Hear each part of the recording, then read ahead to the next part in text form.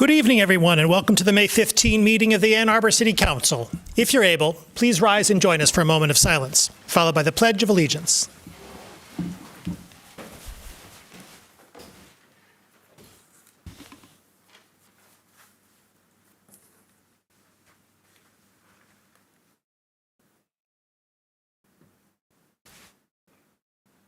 I pledge allegiance to the flag of the United States of America and to the republic for which it stands, one nation, under God, indivisible, with liberty and justice for all.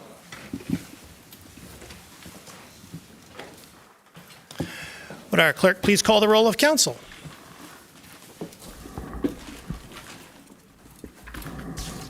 Councilmember Dish. Here. Councilmember Harrison. Here. Councilmember Song. Here. Councilmember Watson. Here. Councilmember Radina. Here. Councilmember Ghazi Edwin. Here. Mayor Taylor. Here. Councilmember Iyer. Here. Councilmember Ackman. Here. Councilmember Briggs. Here. Councilmember Cornell. Here. We have a quorum. May I have a motion, please, to approve the agenda? Moved by Councilmember Ghazi Edwin, seconded by Councilmember Watson. Discussion of the agenda. All in favor? Opposed? The agenda is approved. Do we have communications today from our city administrator? No, Mayor. That is my pleasure to issue a proclamation, and if folks will come join me up on the podium in connection with May 2023 as Asian Pacific Islander American Heritage Month. Please come on up.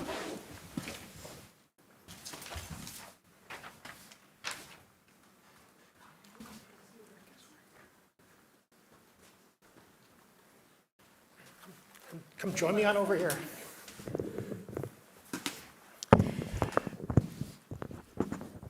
So Ann Arbor is, of course, typified by many things, not exclusively its outstanding municipal services. It is also known for our values, for our expressions, our constant expressions and affirmances of pluralism. The diversity within our community, wherein we know that we are well and truly stronger when we are together. And in connection with that, it is my great pleasure to honor the Asian Pacific Islander community within Ann Arbor, indeed, which is one of our strongest and most valued member groups. With the issuance of this, ma'am, I'm going to ask you not to interrupt me, please. Okay. Otherwise, you're going to be declared to be disturbing the meeting. Okay. Thank you. And so I'd like to read this proclamation in your collective honors. Proclamation with respect to May being Asian Pacific Islander American Heritage Month. Whereas the month of May has been selected as Asian Pacific Islander American Heritage Month to acknowledge the important historical events on May 7, 1843, with the first Japanese immigrants arriving to the United States. And on May 10, 1869, the first transcontinental railroad completed with substantial contribution from Chinese immigrants. And whereas, as of 2022, APIAs are the fastest growing population in the state of Michigan. And whereas from 2010 and 2020, the APIA population increased in 70% of Michigan counties, with Washtenaw County having one of the highest concentrations of growth amidst one of the already largest members of APIA residents in the state. And whereas the 2020 census data reveals that APIA residents are the second largest racial group in Ann Arbor, and whereas the APIA community expanded upon solidarity civil rights work with allies who share histories with Black, Indigenous, and people of color, and in the aftermath of the 1988 murder of Vincent Chin in Detroit, becoming the first federal hate crime litigated in an APIA victim. Whereas anti-APIA sentiment has increased exponentially in recent years, and Ann Arbor City Council has condemned hate crimes, hateful rhetoric, and hateful acts against Asian and Asian Americans in April 22.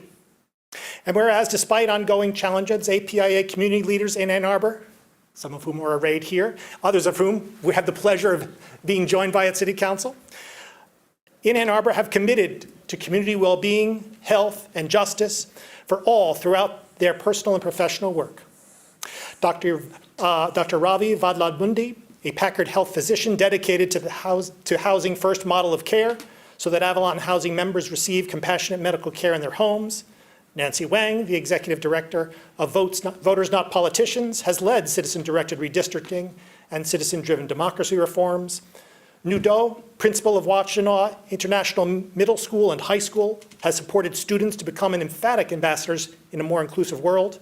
And Rebecca Islam, the Executive Director of APIA Vote Michigan, who has led statewide efforts to increase civic engagement and voter turnout of Michigan's APIA communities. Now, therefore, I, Christopher Taylor, Mayor of Ann Arbor, Michigan, announce and celebrate the contributions of Asian Pacific Islander Americans that they have made to society, and do hereby declare May 2023 to be Asia Pacific Islander American Heritage Month in the city of Ann Arbor, and encourage all community members to join us in this special observance. Thank you. Yes, thank you. And so, thank you.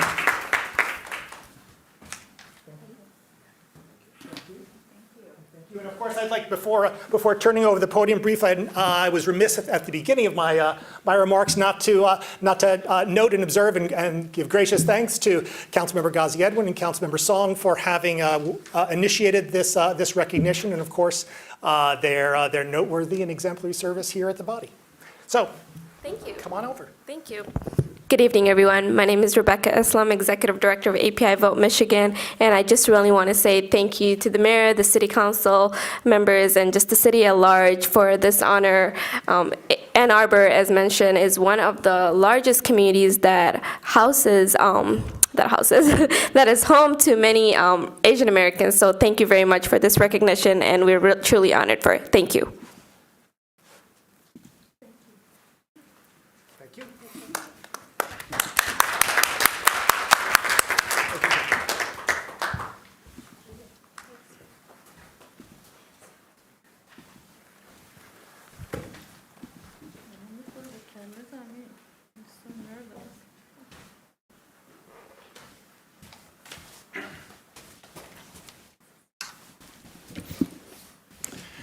We now come to public comment general time. Public comment is an opportunity for members of the public to speak to council and the community about matters of municipal interest. To speak at public comment reserve time, one needs to have signed up in advance by contacting our city clerk.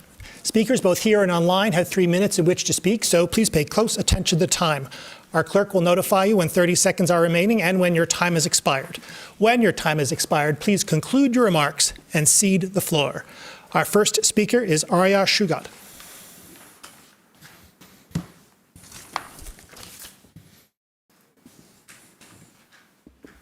Caller with the phone number ending in 145. Press *6 to unmute yourself. Go ahead. Hello, can you hear me? Yes, we can. Perfect. Hello, my name is Arya Shugat. I live in the First Ward. I'm quite disappointed with how much of this budget is going to the police. $31 million, nearly 3 years after the public execution of George Floyd, to police in any city seems quite excessive. They do not make people feel safer, at least not in any realistic way. We don't need them wandering downtown, watching over people. We need you to start slowly shaving the budget down for police and start allocating that money to unarmed response.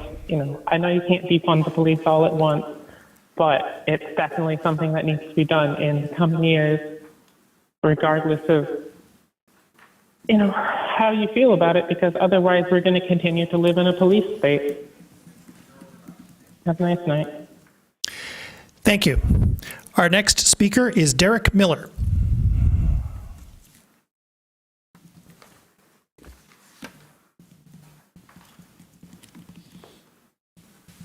Caller with the phone number ending in 084. Press *6 to unmute yourself.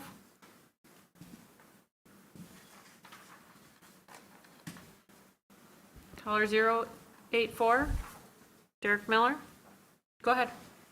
There we go. Thank you. Hi, everybody. My name is Derek Miller, resident of Ward 4 and Executive Director of Community Action Network. I'm here today to advocate for the inclusive and transformative celebration of Ann Arbor's bicentennial. As we commemorate 2 centuries of growth, progress, and community spirit, I urge you to consider the Southeast Area Park as a perfect location for a thrilling and much-needed splash zone or other park amenities. As stated in the resolution, to direct the city administrator to designate Southeast Area Park as a 2024 bicentennial park. Why Southeast Area Park? It is a beacon of opportunity for the residents of Southeast Ann Arbor, the largest concentration of low-income individuals in our city. This community deserves not only commemoration, but tangible investments that uplift their lives.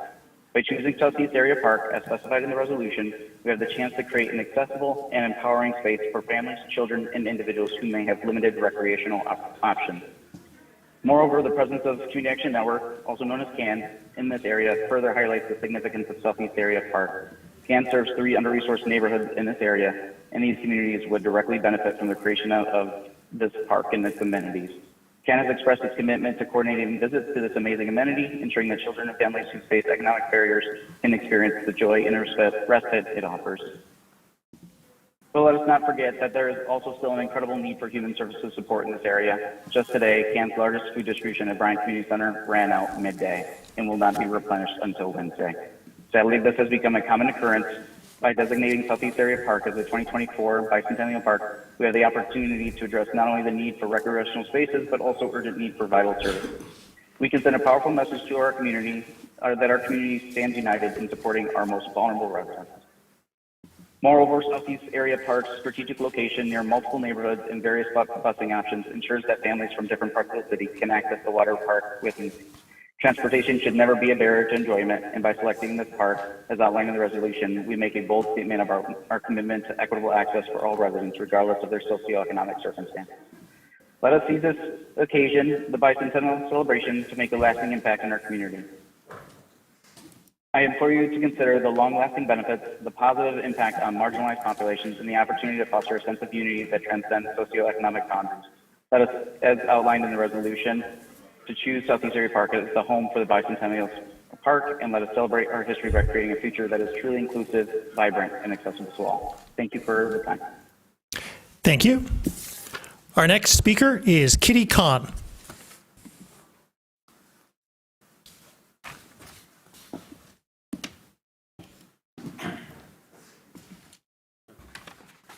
Kitty Kahn, phone number 345. Press star 6 to unmute your phone.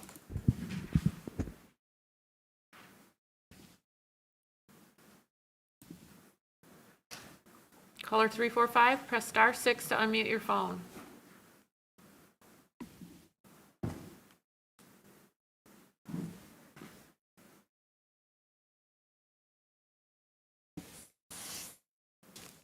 Go ahead. Okay. Sorry about that. This is Kitty Kahn. I live in the 5th Ward.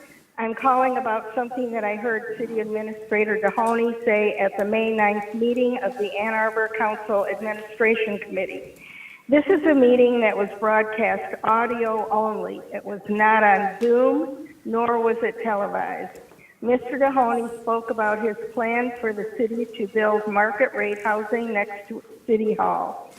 He had mentioned this when he gave his budget presentation to City Council about a month ago, but he went into more detail on May 9th.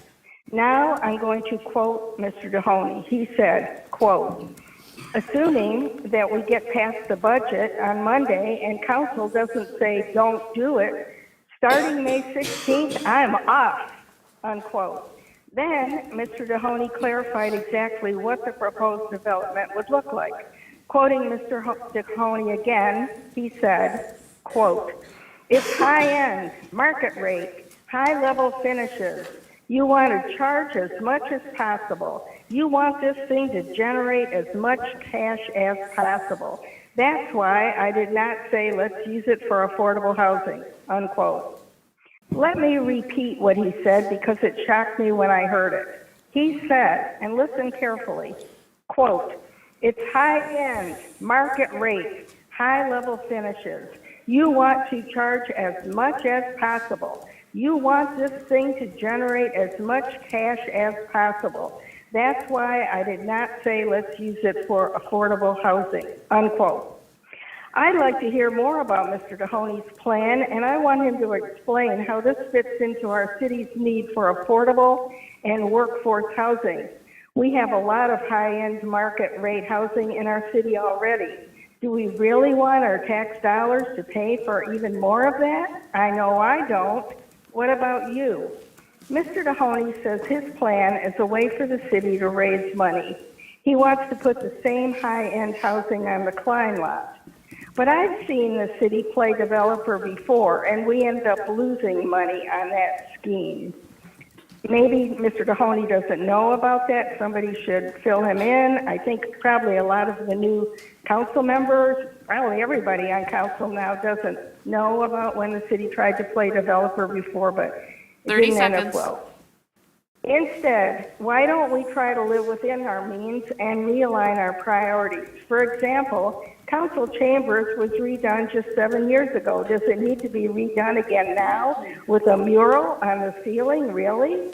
This is only one example. I'm sure we could find many more. Thank you. Thank you. Our next speaker is Catherine Hadley.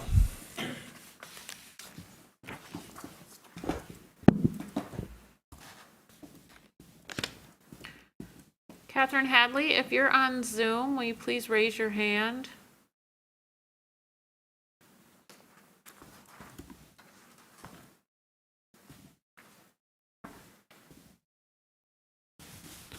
Mayor, I do not see Catherine Hadley on the Zoom call.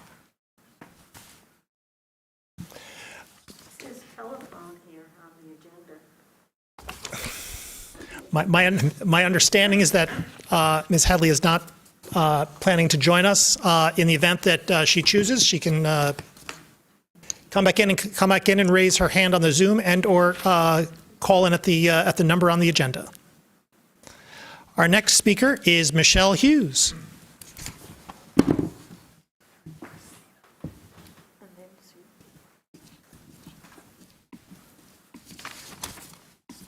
Michelle Hughes, go ahead.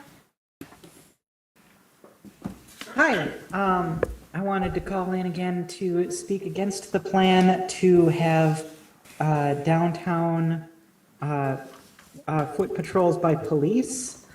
I think that we have a perfectly good solution in having supportive services or supportive connections and EMTs going around downtown, and we don't need to have police there as well, because police will increase the danger to our Black community members, to our other minority community members who would like to have equal opportunity to use the downtown without being harassed. And if this is something that the downtown business owners are like pressuring us into doing because they don't like to have a certain type of person in front of their business, then we need to tell them that that's just the price of living in a free society, that you can't just use the police as a cudgel to get rid of all the undesirables for you. So please don't have the police walking around downtown harassing people. And I think that it's been enough years since the largest popular uprising in history happened around the George Floyd protests.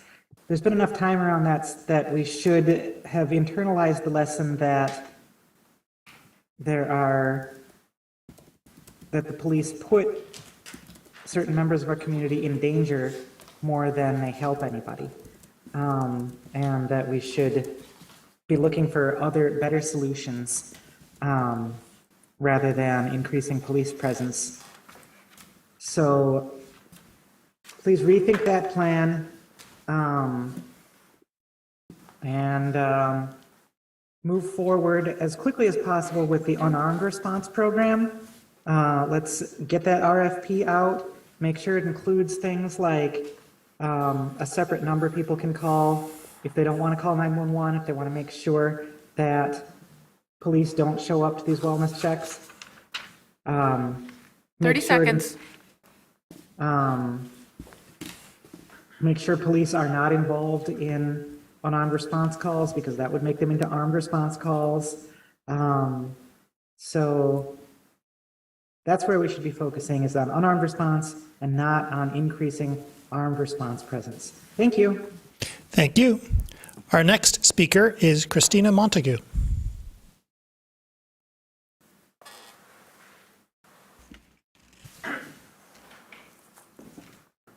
Mayor, we were expecting Ms. Montague to be in person.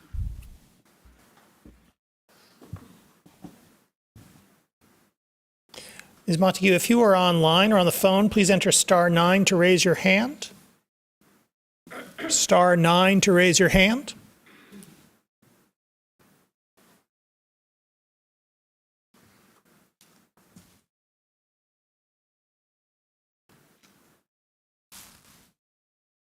I don't see Ms. Montague online or in the chamber. Our next speaker is Blaine Coleman. As a resident of Ann Arbor, Michigan, I declare today to be Nakba Day, N-A-K-B-A, Nakba Day in Ann Arbor City Council. The Nakba is the ongoing mass murder and mass robbery that is committed against the Palestinian people with your tax dollars every day by Israel. In just the last week, you saw on the news Israel blowing down whole buildings, blowing down homes, murdering children in their beds while they slept. You saw all that on your TV news. This is what Israel does with your military aid, with your tax dollars, with your $3.8 billion every year. And the mayor here has the balls to pretend that he's for minorities, he's for Asian Americans. That's bullshit. What happened to Vincent Chin, where he was murdered with impunity, happens every day in occupied Palestine, paid for by your tax dollars. So don't pretend that you are against that kind of violence that happened to Vincent Chin, because Israel has created thousands of Vincent Chins with even more impunity than the killers of Vincent got. Even more impunity. You, the Ann Arbor City Council, have thrown all your weight against every single resolution that tries to object to the mountain of military aid that you give to Israel, even when that resolution came from your own Ann Arbor Human Rights Commission. Even then, you threw your weight against all those Palestinian human rights resolutions. So don't even try to pretend you're against racism. You are committing racist crimes against the Palestinian people every single time you turn your back and throw your weight against Palestinian rights resolutions. That's why I believe this city council is racist to the bone. Tonight you'll hear weeping and wailing about the Black Lives Matter yellow paint in the park. Whoever defaced that, I hope, gets the maximum penalty for that, for a hate crime and for vandalism. I hope. But good God, is that the maximum you have to give to the black community? A dab of yellow paint on the sidewalk? That's all you're going to give to the black community after everything you've taken away? This is the kind of racist city council we are dealing with.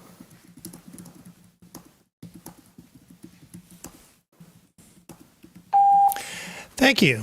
Our next speaker is Mojan Savabiasafani.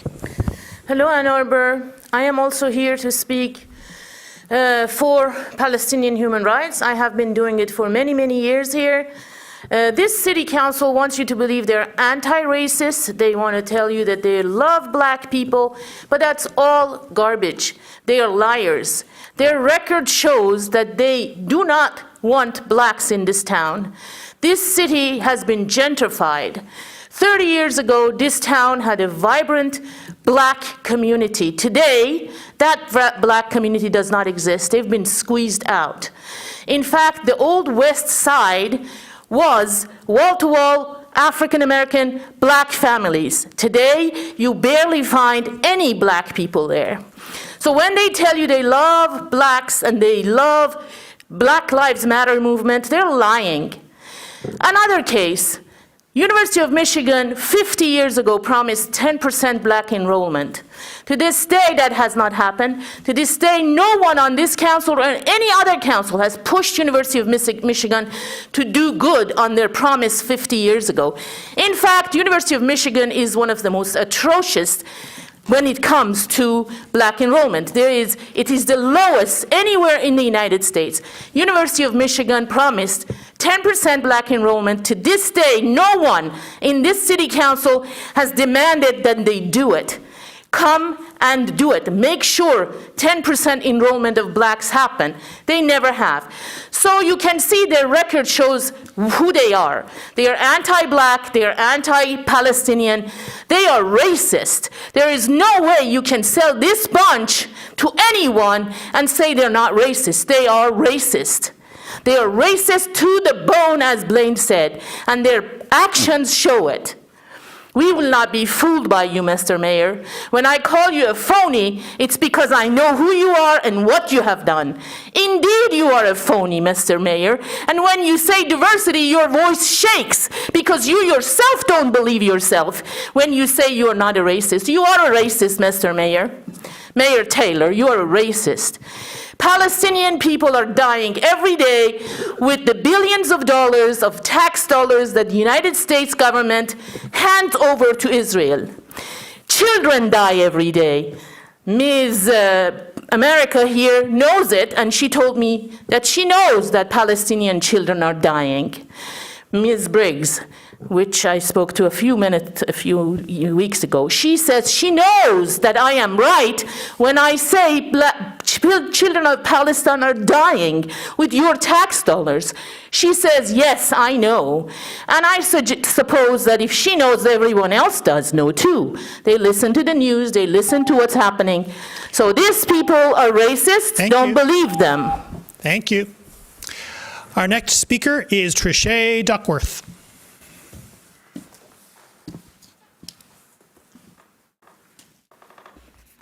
Trisha Duckworth, caller phone number ending in 736. Okay, go ahead. Good evening. I really didn't know what to say here tonight. It's hard to hear people think about the BLM message as just words on the ground because there's so much more than that. Those words were chosen especially to be in that park because that is where we were pushed out. That is where it's gentrified. That is where our existence has almost been erased. And on the day of the desecration, to get there and be treated that way by the police and even by the park staff, some of them, it just shows that you all have major work to do. It's time to lean in. I had a whole speech in front of me, but God is leading me another way. It is time for you all to stand up for the values that need to be standed for. The way that you are doing things, the way that you are treating some people, the way you are pushing some people out and treating black folks like they are the help to come over and build your economy, but you can't even make it affordable for them to live, for us to live here. It's time for reparations. And not how you say, how we say. It's much bigger than the mural. It's much bigger than people say simple graffiti. It's much bigger than that. It's about you all doing the right thing. So I ask you on tonight, please put cameras at both of those sites, but also it's time to deepen the work. I need you all to come to the Getting Real About Race workshop with Tim Wise and lean into your microaggressions that some of you use against black people. It's time for you to be anti-racist for real. Put your money where your mouth is. And I say that with all due respect. Yes. Thank you. Our next speaker is Alex Lowe.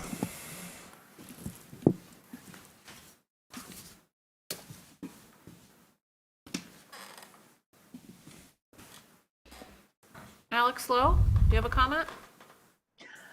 Hi, this is Alex Lowe calling in from Southeast East Ann Arbor. I want to speak on a few topics which will leave me very little time to speak without euphemism, but I'll try to keep it brief. To start, I want to echo the thoughts of Trisha Duckworth. She is absolutely correct. Second, I want to thank council members Ghazi Edwin, Regina, Harrison, Watson, and Dish for sponsoring the resolution to designate Southeast Area Park as the 2024 Bicentennial Park. This park is both well used and very undervalued by the city, and I hope that we can change that. Next, I'd like to ask the city to modify the fiscal year 2024 budget. First, we need to redirect some of that police budget to unarmed response. There's a 1.75 FTE increase for the police. Let's give that to unarmed response instead. Additionally, there's $800,000 on the budget for a replacement fire engine. This is great, but I think that we should direct the fire department to purchase a much smaller fire truck, like we're starting to see in cities like San Francisco and London and Tokyo. The current ones that we've got are massively oversized and do not fit on properly human scale streets, which just forces more impermeable surface in a new development, just because the only fire trucks that are available are these monstrosities. And finally, I want to talk about the PUD on South Forest. I hope that that this passes, but the fact that this has to be a PUD shows that our zoning is not working. This should not be a PUD. This should be a by right development. Let's fix our zoning so that more developments like these can happen by right. Thank you. Thank you. Our next speaker is Jeff Hayner. Good evening, City Council. Just briefly, I'm on the agenda to speak about the enactment of Resolution R-22-363.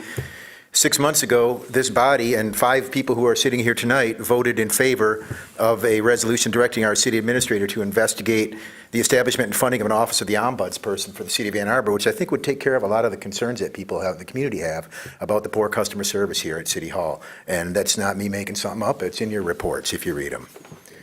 And that resolution that was passed by the body resolved that the city administrator report back these findings at a regular council meeting prior to the finalization of the budget, which is tonight.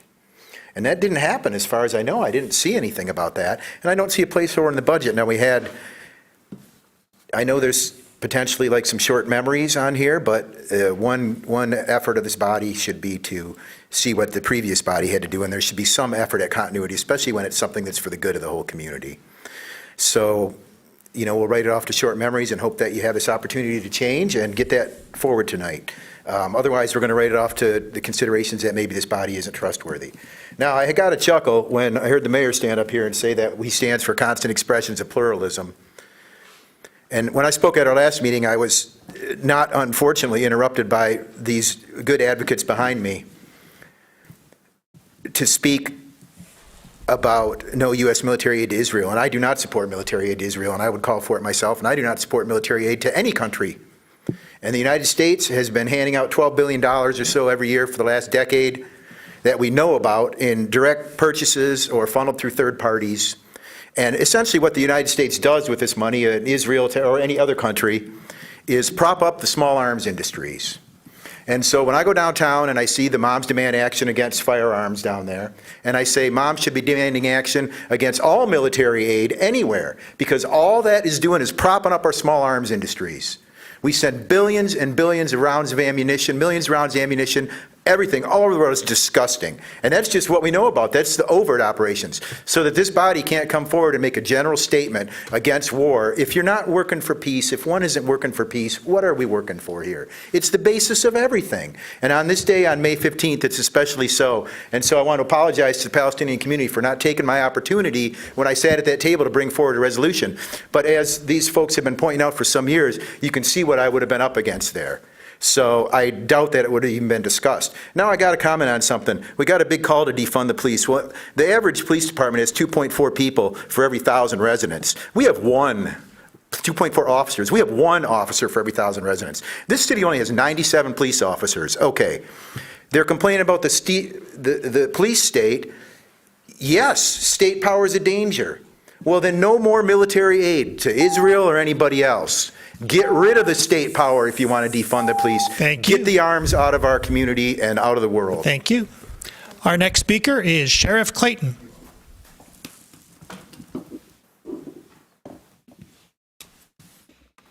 Sheriff Clayton, phone number ending in 893. You can press *6 to unmute your phone. Can you hear me? Yes, we can. Good evening, Council. I'll be brief. I'm Jerry Clayton. I've had the honor of serving as Washington County Sheriff for the last 14 and a half years. And I want to speak in support of, I think, a resolution that you will entertain today, the amendment to appropriate $400,000 from fiscal year 2024 related to the marijuana excise tax to support comprehensive, trauma-informed supportive services in case management for returning citizens. I think we all can agree that our goal is to co-create community wellness and safety. It's part of our mission statement at the Sheriff's Office. It's the first part. But you can't have a well community or safe community unless you have a well community. And we know well communities happen one individual at a time. And the way we think about wellness is, the majority, if not all of our community members, our neighborhood members, are physically, psychologically, and emotionally healthy. We know food insecurities and housing insecurity is not a challenge in our neighborhoods. Well communities happen when we have robust transportation. It happens when we have neighborhoods that are as best as we can get at trauma-free. And we have to make sure that we not only do that for the people that are outside, that don't get impacted by our criminal legal system, but those that do. And everybody should have hope and the opportunity to be a contributing member of the community. And we know the impact of incarceration on folks and how it sometimes can derail them from realizing their own potential. I think $400,000 as a result of this excise tax, or the benefit from this excise tax, is a small investment towards what we hope to be this continuing effort to put people on the path to contributing to the community, making our community safe by making our community well. So I'm in support of the resolution, and hopefully that is meaningful to you. Thank you very much. Thank you. Our next speaker is Tom Stolberg.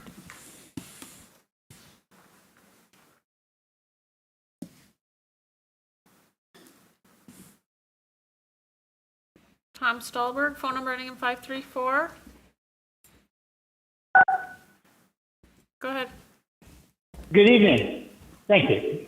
This is Tom Stolberg. I'm calling from Lowertown in Ann Arbor.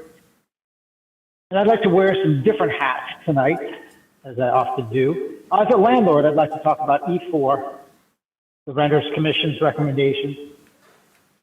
Support your renters. They're the lower power people in the equation between renters and landlords.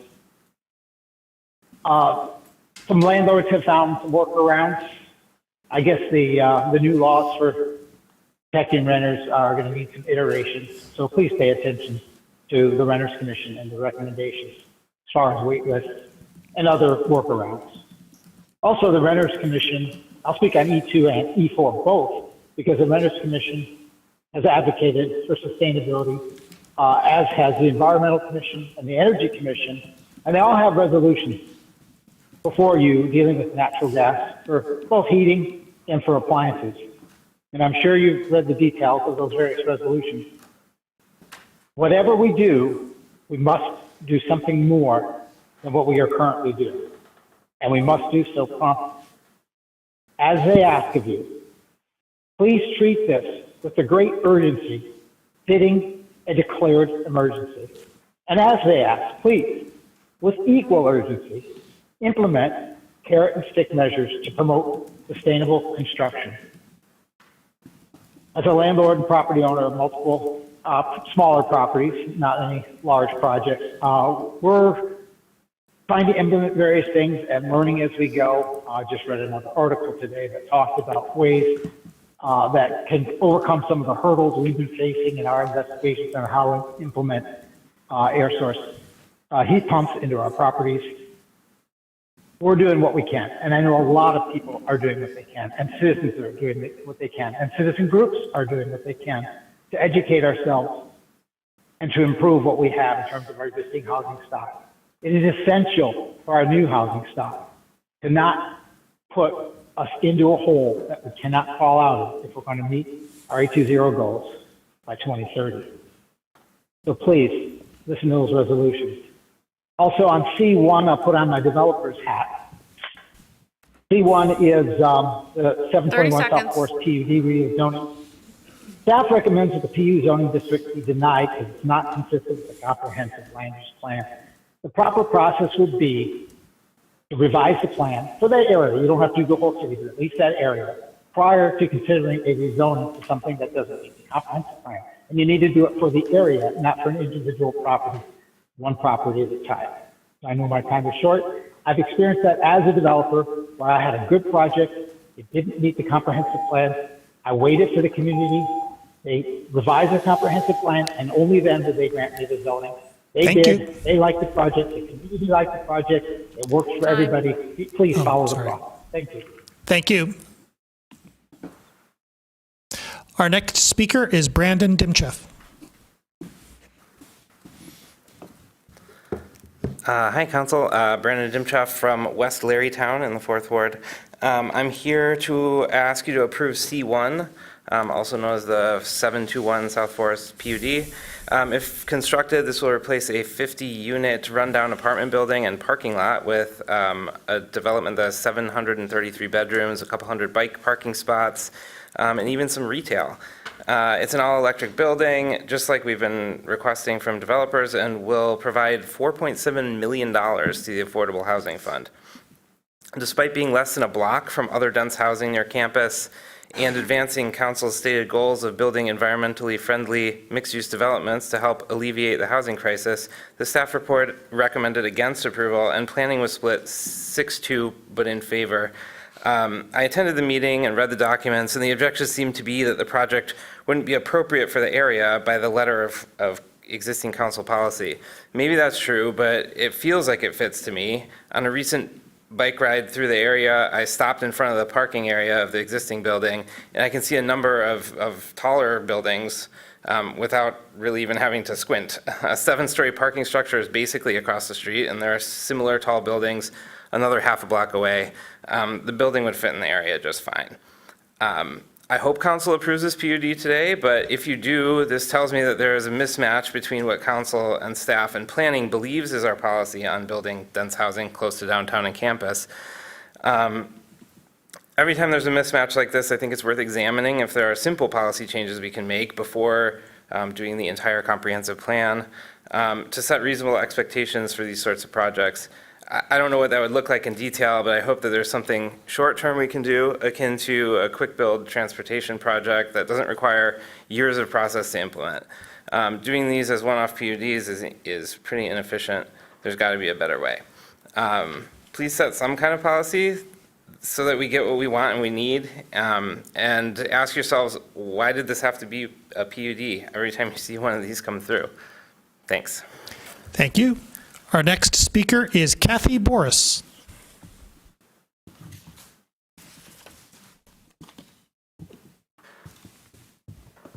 Kathy Boris, phone number ending in 644. Press *6 to unmute your phone. Go ahead. Thank you. My name is Kathy Boris. I live at 1726 Charlton in the 5th Ward. I am concerned about the market rate housing that could be built on the plaza and the parking lot of City Hall as proposed on April 17th by the city administrator as part of this year's city budget, something you will vote on tonight. According to the city administrator's comments at the most recent council administration committee meeting, this proposed luxury housing project could begin to move forward tomorrow. Yes, tomorrow, unless someone on city council makes a motion to amend the budget. I have many questions about this project proposed by the city administrator. Probably other members of the public do too. But my most nagging question is this: what are the ethics of building city-owned luxury housing as a source of city revenue in a city that so badly needs affordable housing. An earlier commenter pointed out that we already have a lot of luxury housing. We need affordable housing. I would very much like to hear all city council members weigh in on this matter.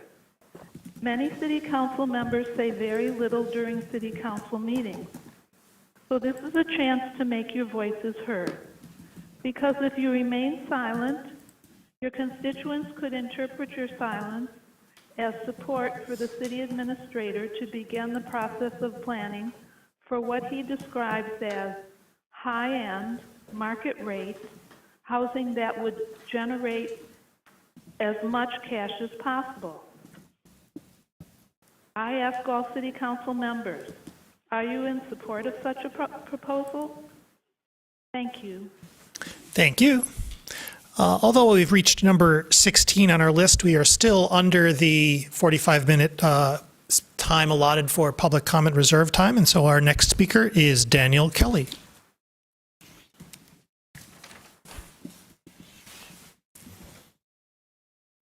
Daniel Kelly, phone number ending in 426. Do you have a comment?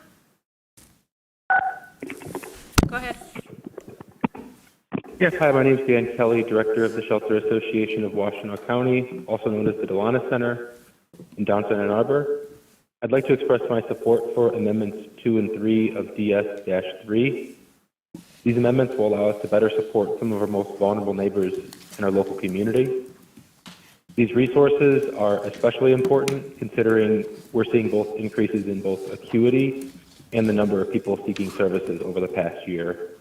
This past winter alone, we saw an increase of almost 20% of those seeking overnight shelter, and now almost 70% of our guests we serve have a disability, more often than not being a serious chronic health condition, with many coming out of the hospital or other settings. These amendments allow us to target additional resources to returning citizens and those impacted by the criminal justice system, helping address systemic barriers and the impacts of systemic racism. I appreciate that these amendments highlight utilizing a trauma-informed lens as well, giving special attention to the incredibly challenging circumstances our guests go through every day, and the importance of bringing an empathetic and client-centered approach that focuses on addressing that trauma. I do want to point out one specific item in Amendment 3 recommending that the service population be expanded to not just those who already have a tenant-based voucher, but also to provide support for those returning citizens with seeking, obtaining, and identifying a tenant-based voucher. That would broaden the service array, and I think the voucher process is really hard to navigate, so providing additional support on the front end would be a huge boon. I want to give a special thank you to Council Members Briggs and Harrison for reaching out recently over the last few weeks to explore ways to better serve some of our most vulnerable neighbors, and thank the entire council for bringing these amendments forward to support some of our most vulnerable neighbors here in our community. Thank you to everybody. Thank you. Are there communications today from council? Councilmember Harrison.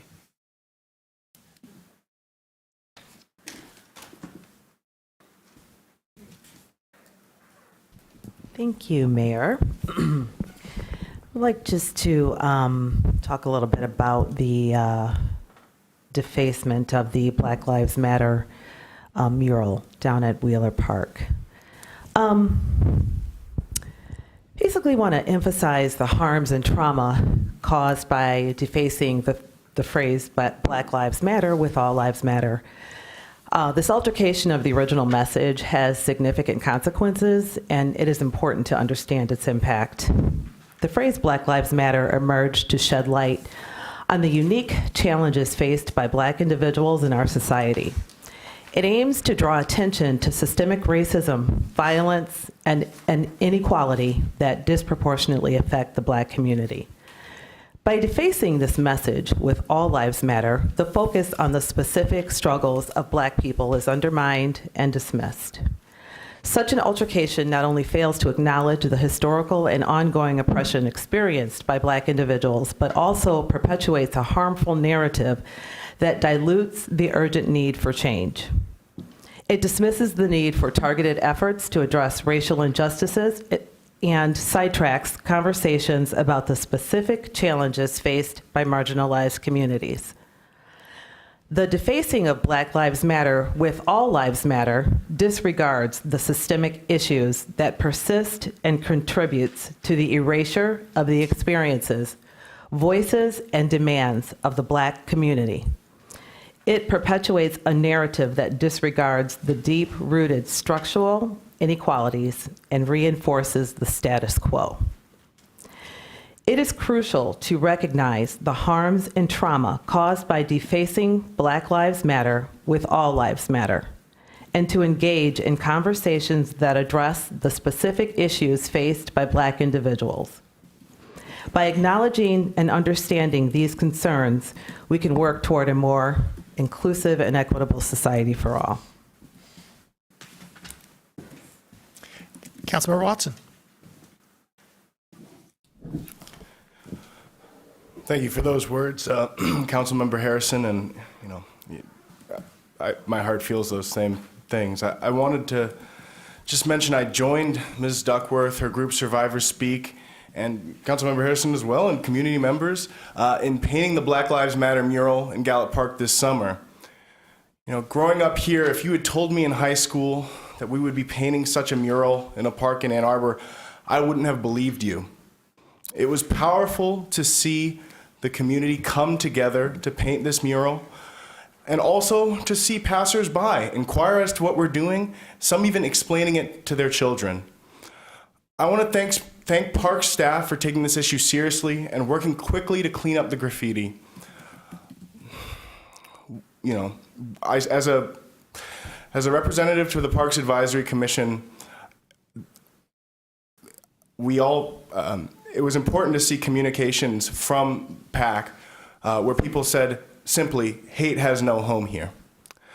Transitioning a bit, I wanted to invite residents citywide and especially in Ward 2 to the Memorial Day Parade Monday, May 29th at 10 a.m. Participants will line up at 9:30 at Greenbrier Park. The parade will finish at Glacier Highlands Park, and it will also include at 10:40 a memorial service for our Michigan servicemen and servicewomen who have died this year. It promises to be a great celebration, and it also winds through the neighborhood I grew up in. So please join me. Further communication from council. Councilmember Dish. Thank you. Thank you, both council members Watson and Harrison. I wanted to tell everyone that there is one more virtual listening session coming up this Thursday evening, May 18th at 6 p.m. to gather community feedback about what sustainable heating could look like in Ann Arbor. This listening session is meant to help inform city staff negotiate the city's heating franchise.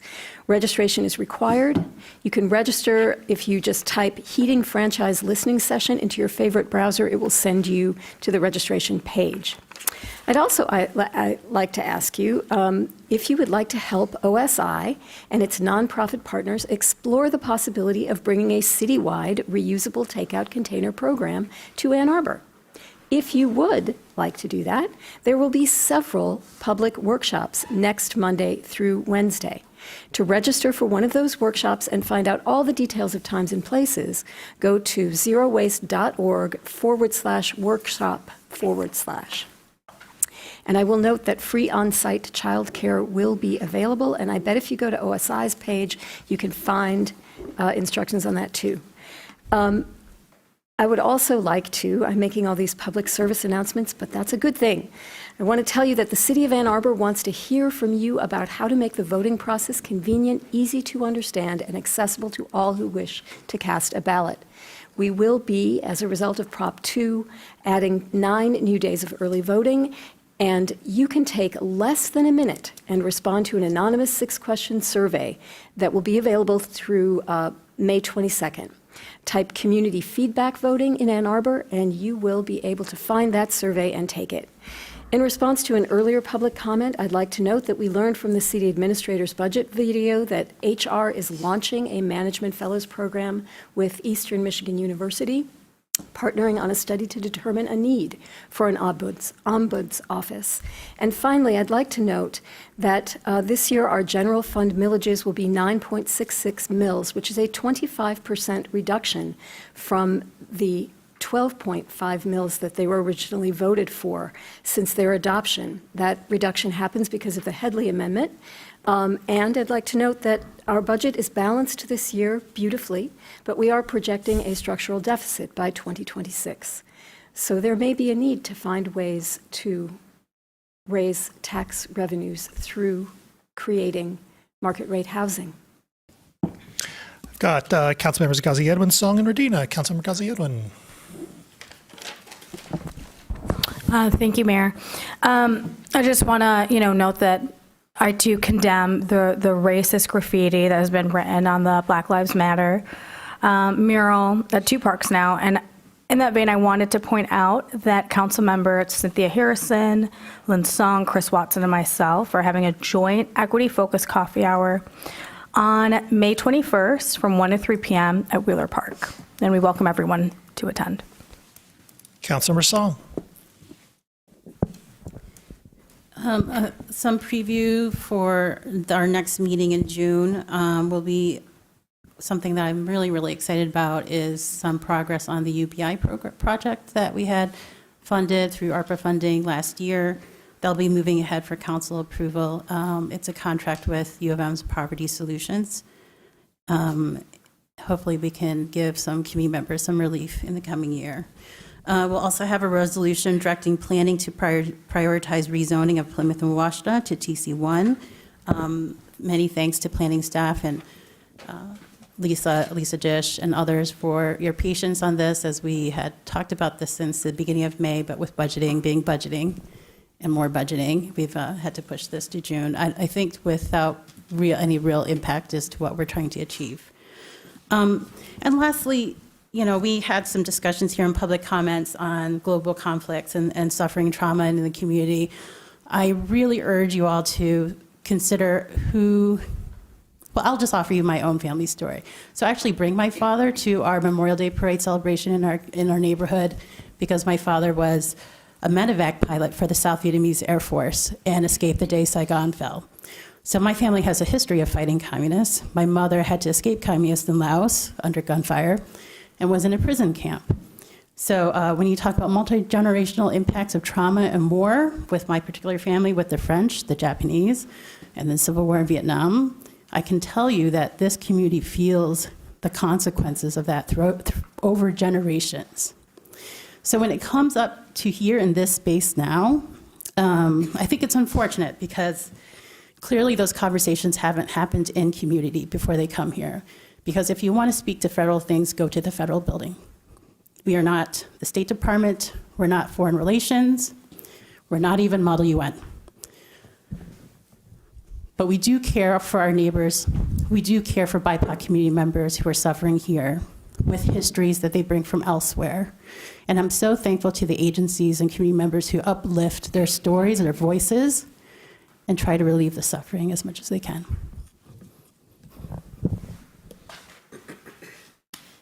Further communication from council.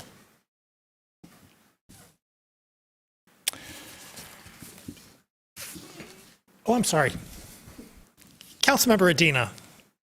Thank you.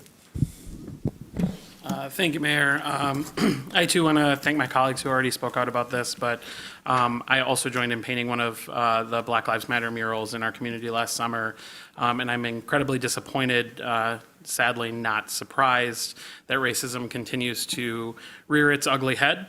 It is exactly why these murals and their message, again, I say Black Lives Matter, is so important, and I'm grateful that our community embraced that. And I just want to express my gratitude to our park staff for taking this seriously and quickly removing hate speech from the murals and making sure that this continues to be a community gathering space for all of us. I also want to acknowledge that many folks in Ward 3 and potentially other parts of the city have been experiencing intermittent internet service outages as Comcast continues to make upgrades to its network throughout the city. Some residents in Southeast Ann Arbor have experienced as many as 5 outages over the last few weeks. I contacted Comcast this week to inquire whether those residents would be credited for these service outages, and was told that credits are not automatic. So residents who want to request a credit need to visit xfinity.com/support/status to be able to have an auto-calculated credit added to their account based on the length of their outage. And so I wanted to encourage residents to take advantage of that. If you're not getting service, you shouldn't be paying for it. I did urge them to add them to bills in the future, but as of right now, you have to request a credit. Further communication from council?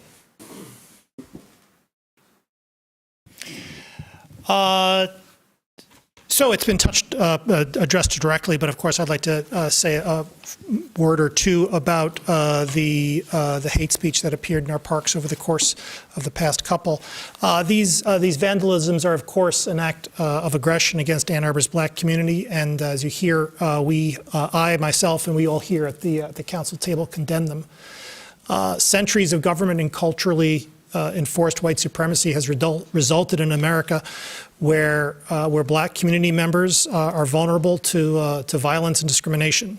And our community's declaration that Black Lives Matter is in part our expression that this vulnerability is not acceptable, and that black community members here in Ann Arbor have, and everywhere, have the right to live free from fear, and that we in Ann Arbor are committed to being part of that solution, and that these expressions of hate that we see in the parks will not stop the anti-racist change that we as a council and community are committed to effect.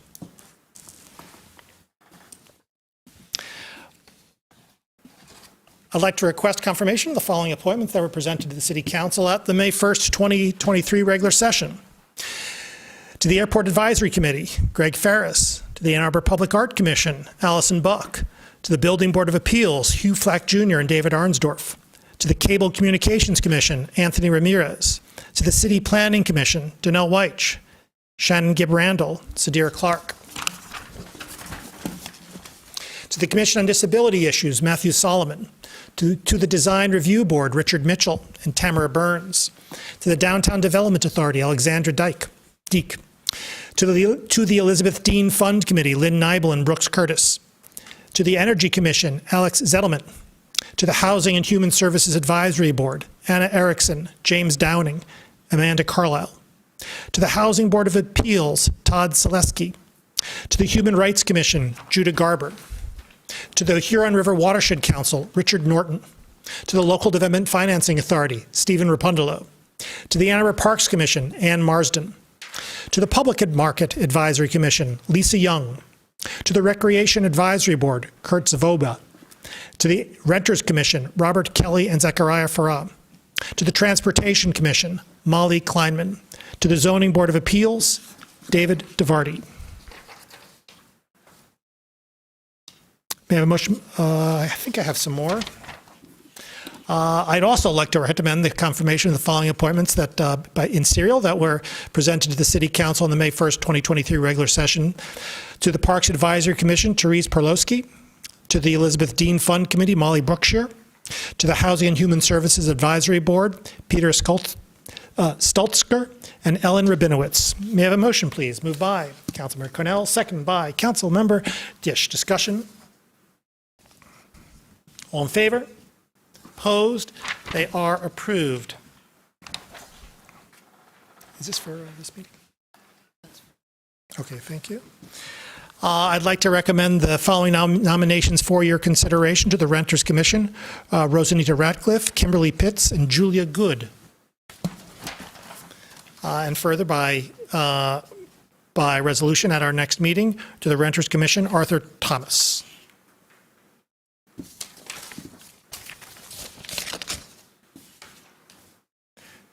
We have before us the consent agenda. May I motion please to approve the consent agenda? Moved by Councilmember Ackman, seconded by Councilmember Watson. Discussion of the consent agenda.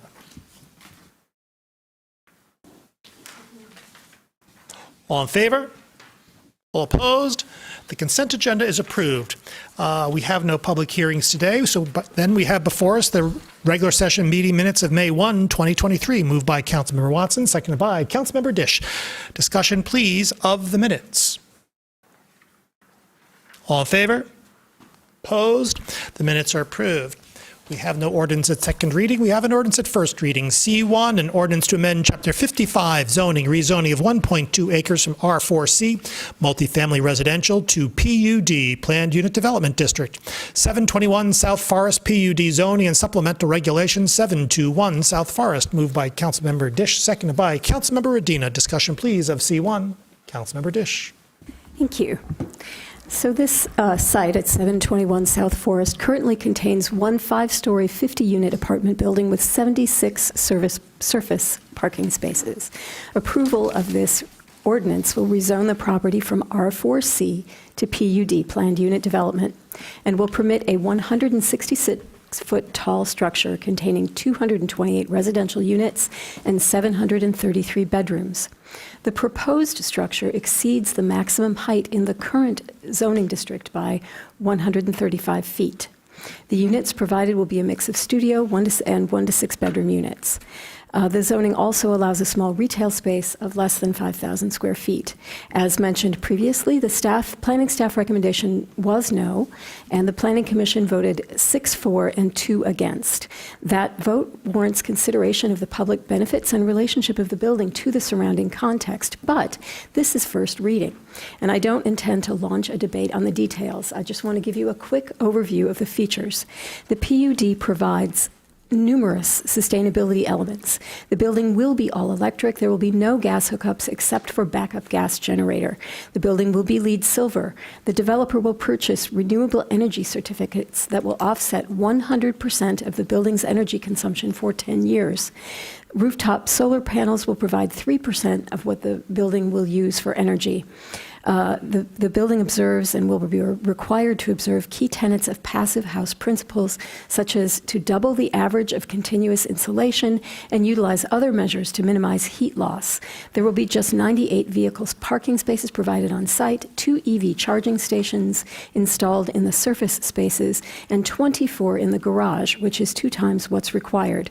There will be ground floor storage for 62 bicycles and an additional 135 bicycle parking spaces provided in an enclosed area in the lower level parking garage.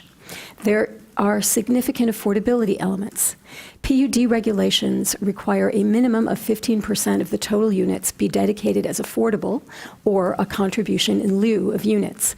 The petitioner has chosen to provide a cash in lieu payment of $4.7 million, which is $98,000 over the required amount.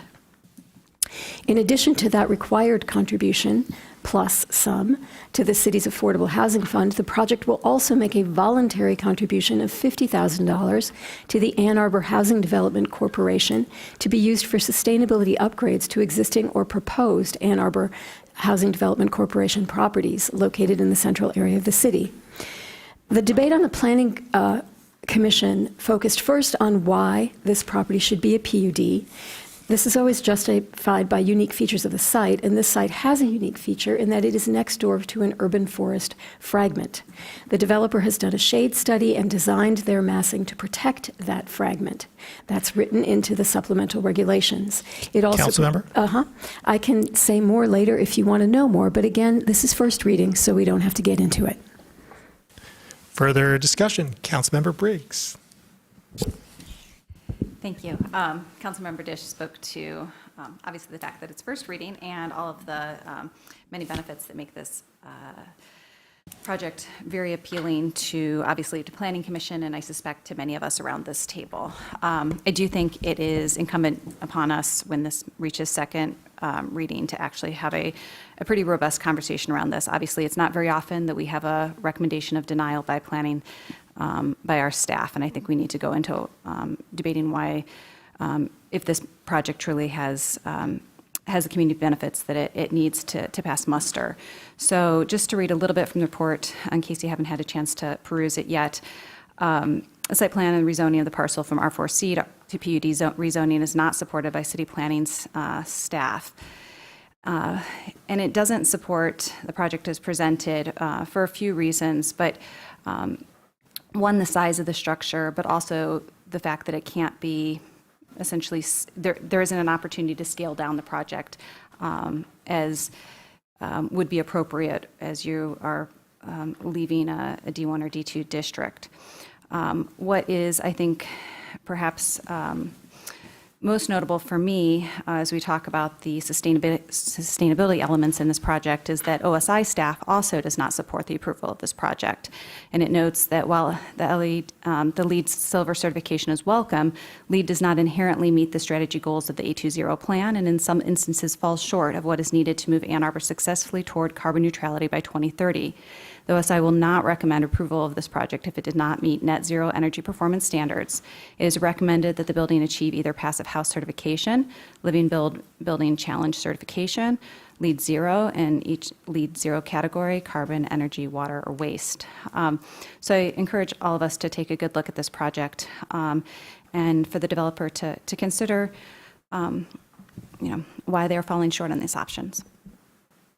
Further discussion? Councilmember Radina. Thank you, Mayor Taylor. As a student, I lived in U Towers at the corner of South University and South Forest back in my sophomore year, which was 2005 and 2006. At the time, I remember that building, which was constructed in 1965, was the only tall, densely populated, student-focused housing in that area. And if I wanted to live within walking distance of campus in downtown, my options were fairly limited.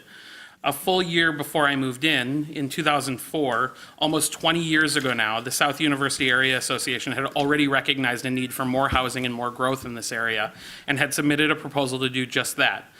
It still took another 5 years to adopt the A2-D2 rezoning, which began to reshape South University's corridor and bring much needed housing growth to the area. And now here we are in 2023, still talking about the need for more housing in close proximity to campus and to South University. Housing that we desperately need to help alleviate our ongoing housing crisis, and the housing that will help to keep students within walking distance of their classes, downtown, and public transit that will allow them to attend the university without reliance on a car. Finally, when I was out on the campaign trail, specifically in the North Burns Park area, I heard from long-term residents about their concerns with housing availability in the area due to more and more houses being gobbled up by landlords to use as short-term student rentals, driving up housing costs and impacting the long-term upkeep and quality of those structures. This problem exists exactly because we as a city, and yes, the university, which needs to own this problem as well, has not kept up with the need for more student-focused housing immediately adjacent to campus. As Councilmember Briggs noted, there are a few items that still could be improved with this proposal, particularly around their environmental impacts and sustainability impacts. But I would also be remiss not to mention that there are also some existing renters who would be displaced by this development.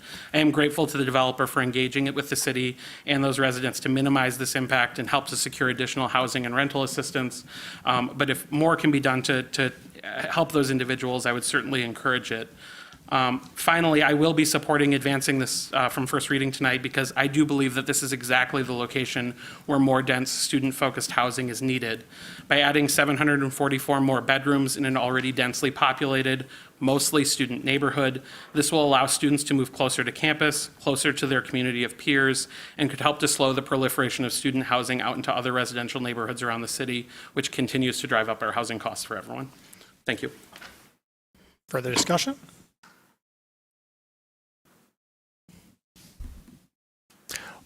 All in favor?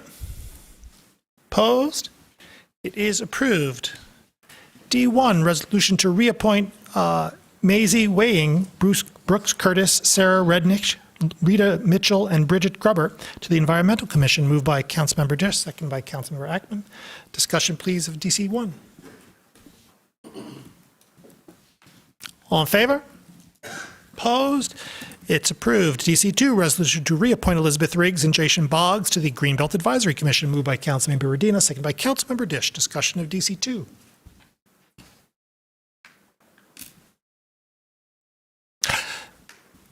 All in favor? Opposed? It is approved. I will note that DC1 was approved with 11 council members present, all voting in the affirmative, thus satisfying the 7-vote requirement. Thank you. DC3, resolution to appoint Kimeka Pippins and Stephanie Carter to the Independent Community Police Oversight Commission, moved by Councilmember Harrison, seconded by Councilmember Song. Discussion of DC3. All in favor? Opposed? It is approved with 11 council members present, all voting in the affirmative, thus satisfying the 7-vote requirement. DC4, resolution to reappoint non-resident electors to Ann Arbor boards and commissions, moved by Councilmember Ackman, second by Councilmember Iyer. Discussion? All in favor? Opposed? It is approved with 11 council members present, all voting in the affirmative, thus satisfying the 7-vote requirement. DS1, resolution to approve fiscal year 2024 fee adjustments to the public services area, engineering, public works, system planning, water treatment units, and the fleet and facilities airport unit of the city administrator's office. Moved by Councilmember Ackman, seconded by Councilmember Cornell. Discussion, please, of DS1.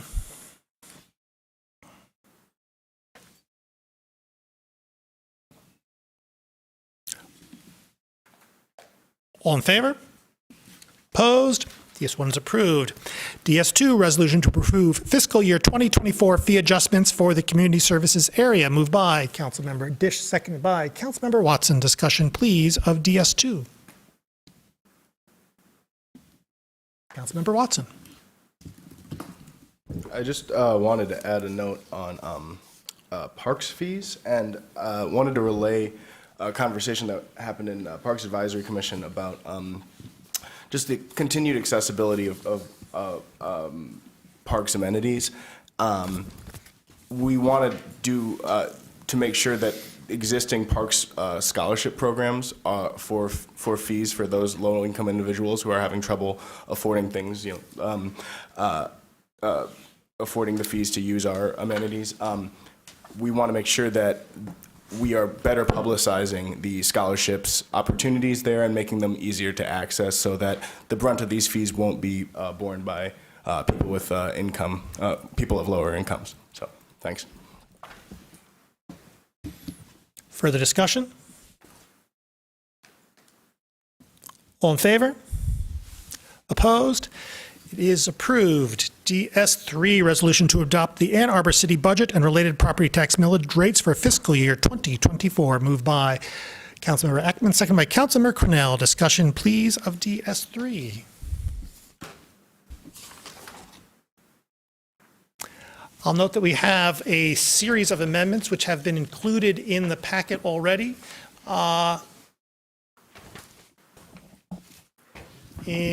To my understanding, none of these amendments knock up against each other, and so perhaps we'll just take them in order, or not.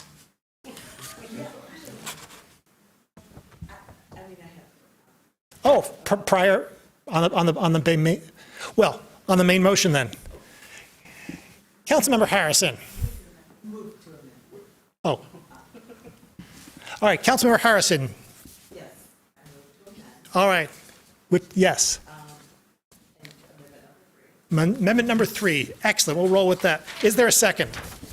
Councilmember Song. Councilmember Harrison, you have the floor. My first time. All right. So I just wanted to speak a little bit about the amendment number 3. Amendment number 3 carries the power to transform our community. An investment in trauma-informed social services. These services have shown exceptional effectiveness, particularly when compared to conventional supportive services. So what sets trauma-informed services apart? It's their ability to acknowledge, understand, and address trauma. They actively avoid re-traumatizing individuals and focus on holistic well-being rather than just treating specific issues. This approach leads to safer, healthier communities, facilitating the reintegration of individuals involved in the criminal legal system. Leading organizations such as the Department of Justice, the Vera Institute of Justice, Urban Institute, Substance Abuse and Mental Health Services Administration, and the Prison Policy Initiative have also recognized and supported the use of trauma-informed supportive services. Their endorsement further highlights the importance and effectiveness of this approach in fostering positive outcomes for individuals and communities. Trauma-informed programs across sectors like housing, employment, mental health, substance abuse treatment, education, and family support services consider the pervasive impact of trauma and incorporate this understanding into service delivery, ultimately leading to better outcomes. Data demonstrates the efficacy of trauma-informed services, with studies showing that these programs can reduce recidivism rates, improve health outcomes, and increase employment rates. Moreover, the White House's Alternative Rehabilitation and Reentry Strategic Plan of April 2023 echoes our belief in the importance of trauma-informed care. It highlights the trauma endured within the criminal justice system, trauma that can lead to severe physical and mental health impacts, and creates hurdles for individuals trying to reintegrate into society post-release. Our proposed budget amendment aligns with this strategic plan and the support of reputable organizations. By investing in trauma-informed social services, we address not just the symptoms, but the root cause of the challenges faced by individuals involved in the criminal legal system. In conclusion, the effectiveness of trauma-informed social services over traditional supportive services is undeniable. They carry the potential to transform lives and communities. So I urge you to consider this proposal and the positive impact it can have on our community.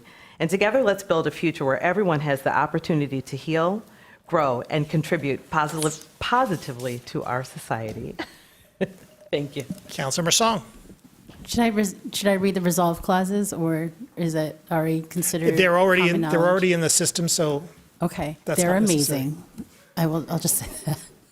They're worth reading. Yeah, read them again. if you want. I mean, it's your time, council All member. right, I'll read them. Okay. All right, you go Resolved for that it. City Council appropriates $400,000 of the marijuana excise tax rebate from the general fund balance to the fiscal year 2024 general fund. Ann Arbor Housing Commission budget as follows: $400,000 for trauma-informed supportive services, including case management services, prioritizing individuals impacted by the criminal legal system with tenant-based housing choice vouchers, including returning citizens. Resolve that the amounts authorized herein may be used without regard to fiscal year. That resolve that City Council directs the city administrator to distribute the funds to the Ann Arbor Housing Development Corporation, allowing coordination with other partner organizations in distributing the funds in the most effective manner possible. And that subsequent to that distribution, the Ann Arbor Housing Development Corporation and the city will enter into a grant agreement detailing, reporting the mechanism for how the funds will be distributed. I'll just name some of the services that we're linking for, including supportive services, mental health counseling, peer support, substance abuse treatment, financial counseling, educational opportunities, healthcare coordination. Resolved that the Ann Arbor Housing Development Corporation may use up to 5% of the aforementioned funds for administrative costs related to providing trauma-informed supportive services with priority for returning citizens and individuals impacted by the criminal legal system. For that last resolve, that really is in support of Ann Arbor Housing Development Corporation needing actual people to run this, and that the process actually includes some labor. So thank you for your support. Further discussion? Councilmember Watson. I wanted to thank Councilmember Harrison for her hard work on this and for bringing her personal experience and personal history to this. Especially, I'd also like to thank Councilmember Song, Councilmember Ghazi Edwin, Councilmember Cornell for co-sponsoring this. One of the things that we struggle with as a city is providing services to people in our community that aren't on our housing commission sites, and reaching people with supportive wraparound services wherever they may be. And I think this funding is designed to fill a gap, and these gaps have come into focus with the expiration of CARES Act dollars and with the movement away from COFU.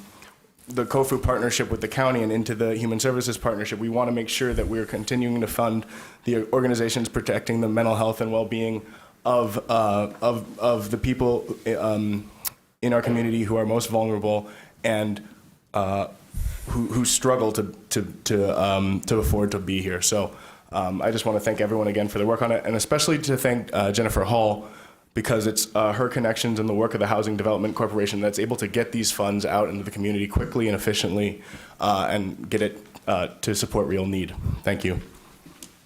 Further to Councilmember Briggs.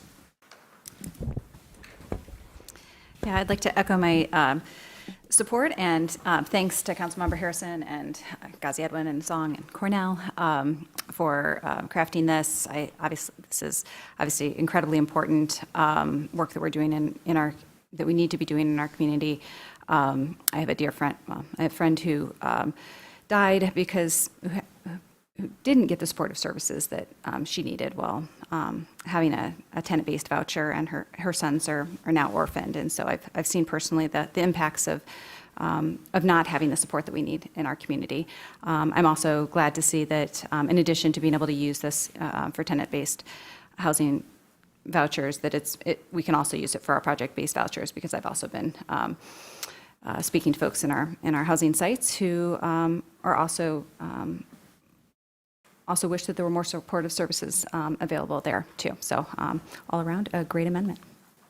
Further discussion? Councilmember Cornell. Thank you. Just adding to my colleagues' comments, I wanted to express with Councilmember Watson gratitude for Jennifer Hall, for Ms. Hall, for really talking through some of the aspects of this and being that great connection point. I think that the work that she does and her team does is so important in the city, and I think that this is a reflection, in my opinion, this is a real reflection of, one, not only the need, but the fact that this council is serious about supporting those and looking at our funding in an innovative way to make sure that people in our community aren't falling through the cracks. So, thank you. Councilmember Ghazi Edwin. I also just want to echo, the sentiments expressed. I want to thank Councilmember Harrison for bringing in her lived experience, and I feel like this is what trauma-informed policymaking looks like, where we can bring in our own lived experiences and think about how our policies can just impact people in a better way and be more empathy-centered. So I'm really proud of our work here, and I just want to thank Councilmember Harrison again. Further discussion? This will be a theme that runs from through this amendment and indeed many of the others. I too would like to thank Councilmember Harrison and the other co-sponsors for their work on this particular amendment. We as a country don't care for each other very well through all sorts of different channels, but certainly in our government. And we therefore, since community care is an important value that we hold at the table and we hold in the community, it's through opportunities such as this, through the excise tax rebate, and through the creative interface between council and the Housing Commission that we are able to take some steps in areas where we have, as a local government, previously not been acting. And so I'm delighted that taking credit, seeking some sort of group credit for the work being done by council members working hard on this, that we as a council are taking this step, I think is an important and impactful one, and I'm delighted that we're doing it today. So further discussion. Councilmember Watson. This isn't on this amendment, but well then, can I comment on DS3 just to get it back in order, or because just on the overall budget, or is that passed? DS. I see. On the overall budget, not the amendment. That is, I mean, as a matter of crass formality, it is out of order in this context. Okay. But I'll put you on the queue as soon as we vote on this. Okay. All right. Further discussion of this amendment. All in favor? Opposed? It is approved. Councilmember Watson on the main motion, as amended. And sorry, Mayor, for briefly and unfortunately being out of order. You're absolved. But yeah, wanted to talk about the overall budget. I'm kind of lucky in sitting in this seat because this first budget is accomplishing a number of my priorities right off the bat. It's leveraging funds towards roads, water infrastructure, and programs that support our climate goals. I'm especially excited for the drainage study on gravel roads. Many of those are in Ward 2, and also thank you to Councilmember Briggs because she's also brought to attention the roads there in Ward 5 and the difficulty with city-maintained gravel roads and the drainage coming off of them. I've gotten multiple constituent comments about that, and I'm glad we're working to study those impacts. The other thing I want to speak on in the overall budget here is the tangible investment in the Black community that we are doing through the Housing Commission with our Catherine Street development. That's going to be 63 units of affordable housing. And, the most important thing here, though, is the fact that the space is going to be programmed as a physical place to remember and to continue to commemorate the Black community here. I have some words shared with me by Jamal Bufford, who is a member of the Community Leadership Council, a project specialist at Washtenaw County My Brother's Keeper, which is a group dedicated to supporting Black men and Black boys and just the Black community more broadly. Mr. Bufford writes, "The Community Leadership Council is comprised of residents and descendants of residents of this formerly predominantly Black neighborhood.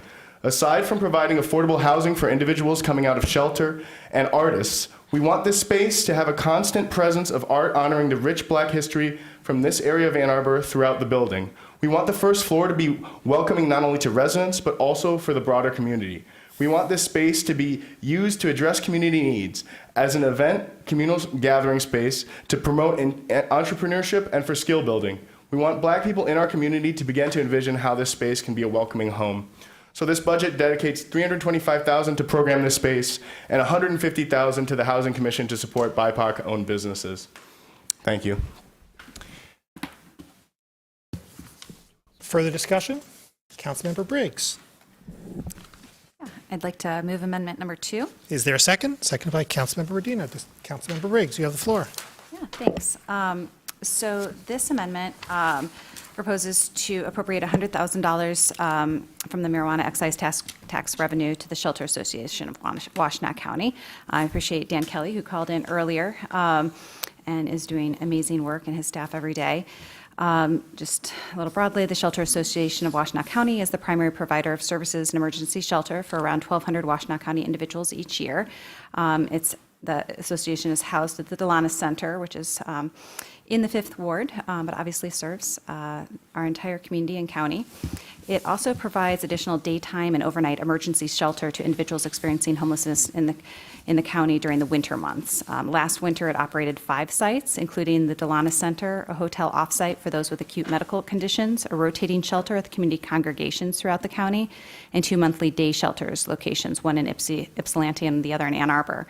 Last November, City Council approved $72,000 to the Shelter Association for winter emergency sheltering. However, as Mr. Kelly noted, the Shelter Association saw first a 30% increase, and then it stabilized at around 20% increase over past winters in terms of need.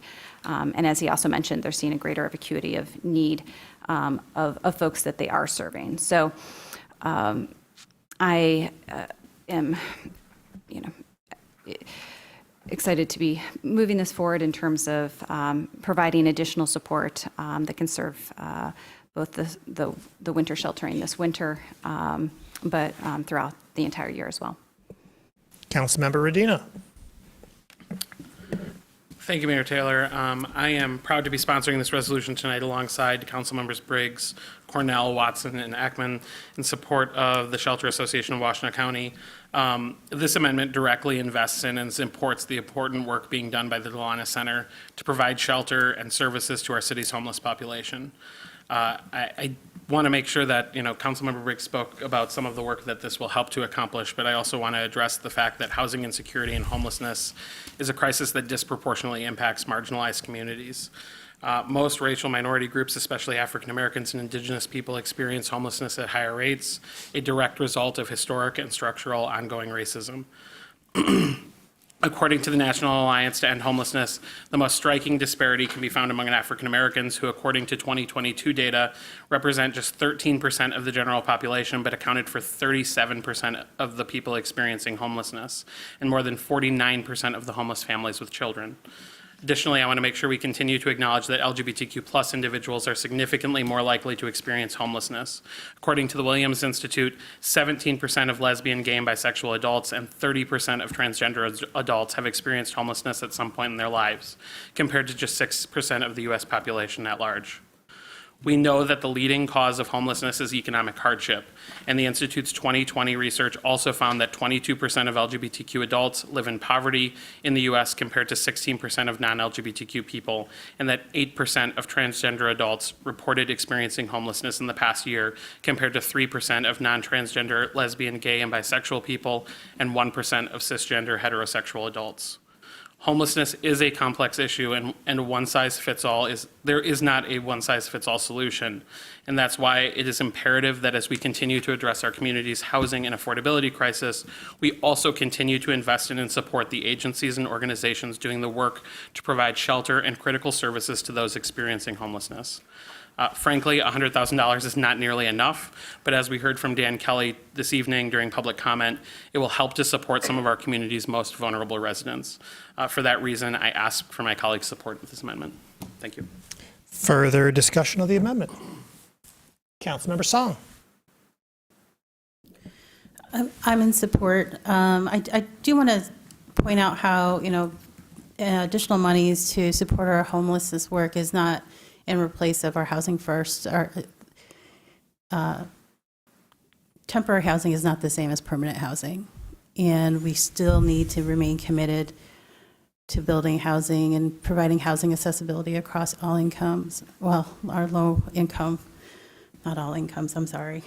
And I also want to point out the partnerships that happen with the Shelter Association. We have food gatherers that runs the pantry. The Packard Health also offers the services. They work in coordination with SOS Community Services and the Hawk Line, which we know from last year was really struggling.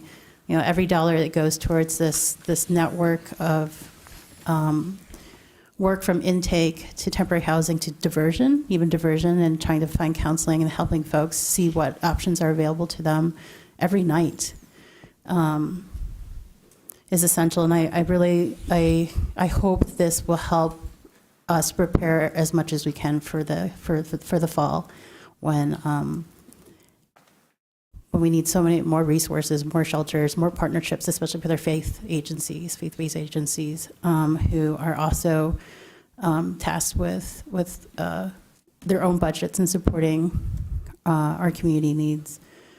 So every dollar is going towards a network of care, and it's a worthwhile investment. Further discussion? All in favor? Oh, I'm sorry. Councilmember Briggs, my apologies. There was one thing I failed to say, and that is that we're seeing an increase in folks needing shelter services. I would call on this as a challenge to other municipalities across the county to be looking at their budgets this year and to be identifying if they also can be supporting obviously affordable housing, but also the need for emergency sheltering. I'm proud that the City of Ann Arbor has consistently provided support, but this is a county-wide need. Further discussion? Councilmember Song. So just to elaborate on that a little bit, we are the only municipality that contributes general fund dollars to countywide homelessness sheltering efforts. So even though tonight we're doing budget amendments for the marijuana revenue, Ann Arbor not only contributes annually to social service agencies and homelessness work, and we also contributed from our ARPA funding. We have yet to see other municipalities in the county contribute to this. and I encourage more involvement. We've had discussions throughout the pandemic, and hopefully we shouldn't get to another emergency to further that conversation. Thanks. Further discussion? All in favor? Opposed? It is approved. Further discussion of the main motion as amended.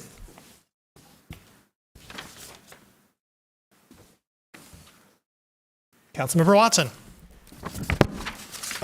I'd like to move Amendment 1, amendment to appropriate $500,000 from fiscal year 24 marijuana excise tax rebate to eviction prevention and low-income youth services. Is there a second? Seconded by Councilmember Ghazi Edwin. My apologies. Councilmember Watson, you have the floor. So, continuing in the same vein, this amendment is designed to allocate money to some of the gaps that we're seeing in terms of an increase in family homelessness here in the county, and an increased number of individuals that are on the edge of eviction. And just taking this in the first part, which is the eviction prevention dollars, we allocated $305,000 toward eviction prevention earlier this year, and Mrs. Hall and the Housing Commission have allocated almost half of that money already. So that's how much need there is, and that's how quickly we are going through these funds. And because these families and individuals are on the edge, pushed there by rising food prices and other costs of living here, that money is able to stop them from facing eviction and facing homelessness, and keeps them in a housing keeps them housed, and creates a position where we are following that housing first model, rather than trying to act on the back end and get people back into housing once they've fallen out of it. I wanted to also kind of draw attention to kind of how this money can be spent. Mrs. Hall says that their staff can work directly with tenants, landlords, courts, the Hawk Housing Line, and other nonprofits. So, I'm really excited that this money can go to such a direct need. And the other portion of this amendment is allocating $250,000 to youth services. There's low-income youth services, and those are places like Community Action Network sites, Peace Neighborhood Center, and just any organization that provides services to low-income youth is eligible.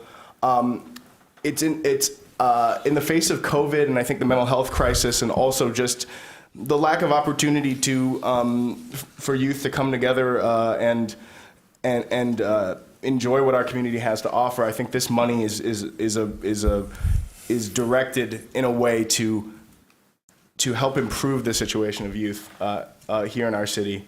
I just want to thank again my co-sponsors, Councilmember Harrison, Councilmember Ghazi Edwin, Councilmember Song, and Councilmember Briggs. This work came together because of the NHSP Partnership Committee, the Housing Commission, and also it was endorsed by the Housing and Human Services Advisory Board, and you can see a communication from that commission in our packet tonight. So thank you, and I hope you'll support it. Councilmember Ghazi Edwin. Thank you. I just want to echo some of Councilmember Watson's comment. I also want to thank Derek Miller, Executive Director of CAN, for calling in earlier for his comment. I want to name that CAN, as an organization, operates 7 sites with a $1.5 million budget and serves about 13% of those in poverty in the county. 70% of those that CAN serves are children and families of color who are low income. As Councilmember Watson stated, CAN and similar organizations that provide youth programming have experienced significant cuts, especially during COVID, and those levels have not returned to pre-pandemic levels.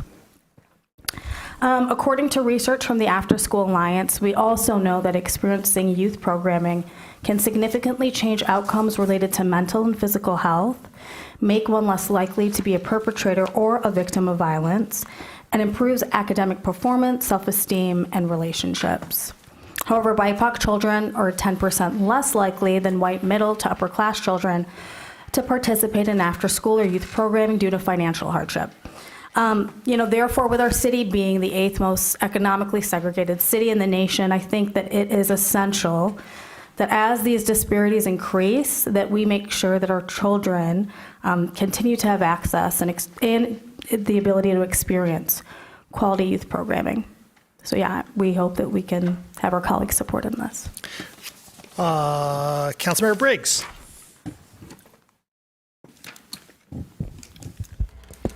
I wanted to thank Councilmember Watson for his leadership on this, and the other co-sponsors as well, and to Jennifer Hall, who's spent a lot of time helping to guide us in terms of thinking about how we can utilize these funds and how we can get them out quickly into our community. Obviously, being able to stop somebody from getting evicted is, and keeping them in the home that they're already in is the best way to stem the pipeline into our emergency shelter or into a future affordable housing.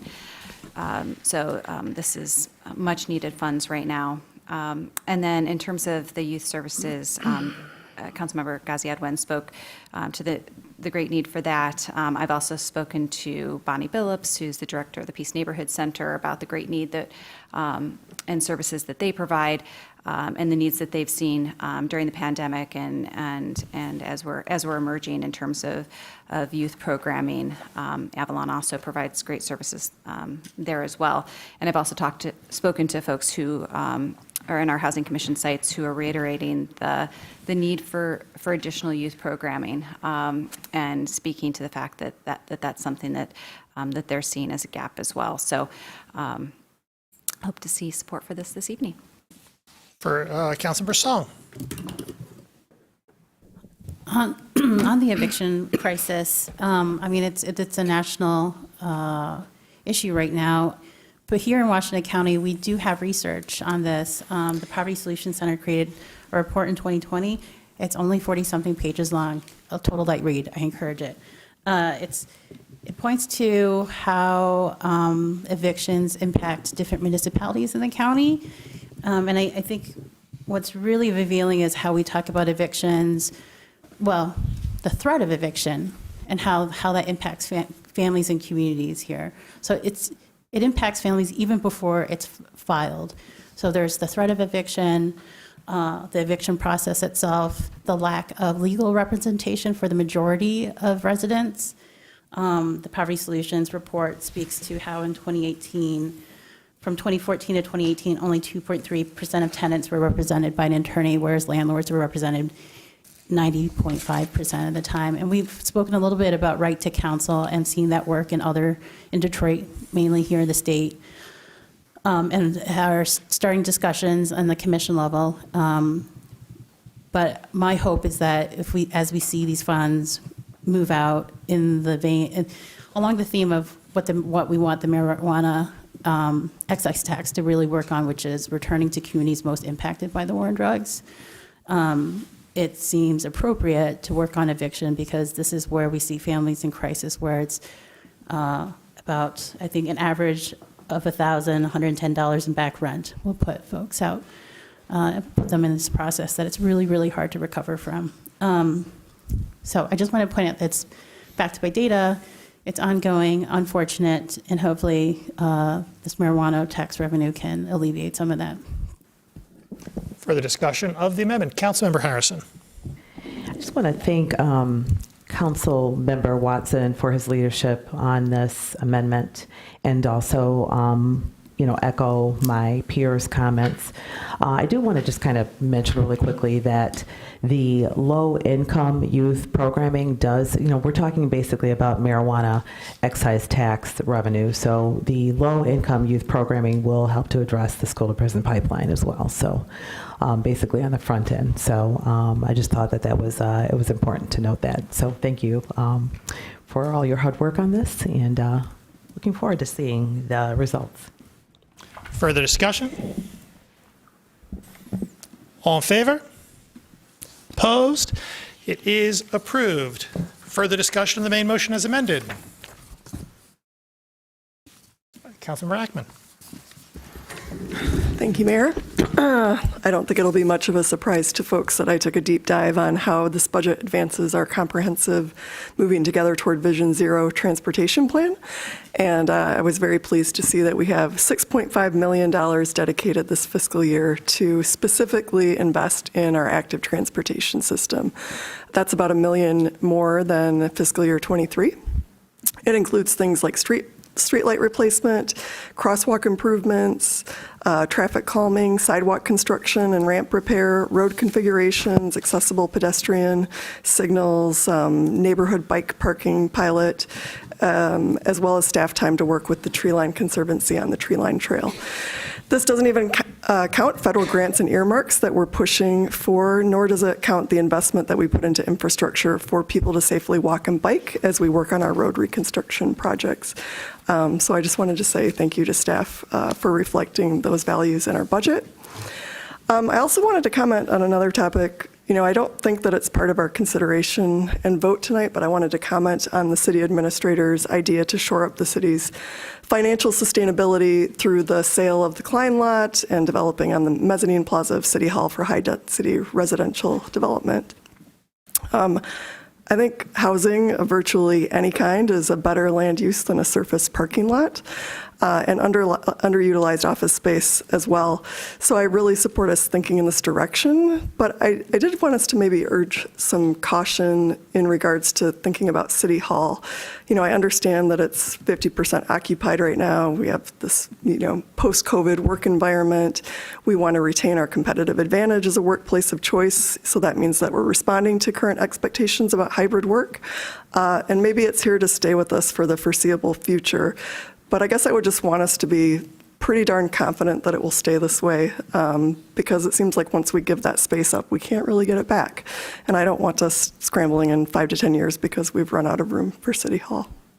So thank you. Further discussion, Councilmember Dish. I just wanted to say thank you so much to everyone who worked on these budget amendments. They are an enormous amount of work. I know that you all were stretched and distracted from your day jobs, and we've managed without arm wrestling and fighting each other to invest another $1 million in very needed social services. And I am thrilled and just grateful and honored to be part of this body. Further discussion of the main motion is amended. Councilmember Cornell.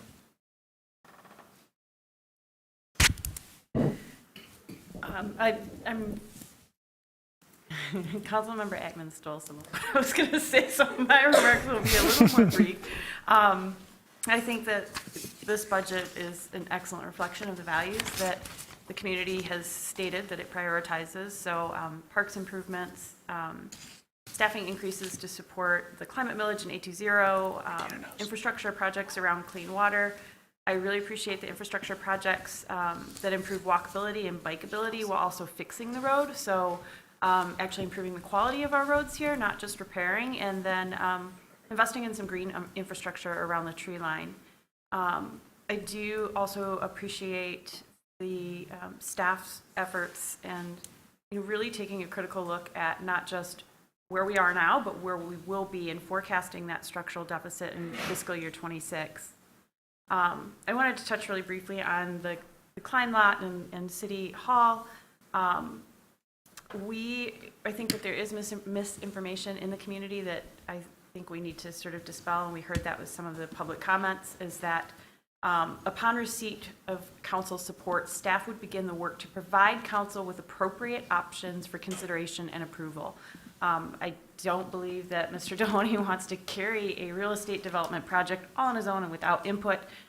So perhaps we could stop spreading that misinformation. I think that when we talk about housing, we need housing of all types in the city, and I think it's entirely appropriate to consider market rate housing for city-owned sites in tandem with developing city-owned sites for affordable housing. The either or we need one versus the other, it's a false dichotomy that oversimplifies a really complex problem. These problems are a result of years and years of our legacy of exclusionary zoning. And they require creative and novel solutions to increase our housing supply across all different types of housing. I look forward to welcoming new neighbors into our city as soon as possible.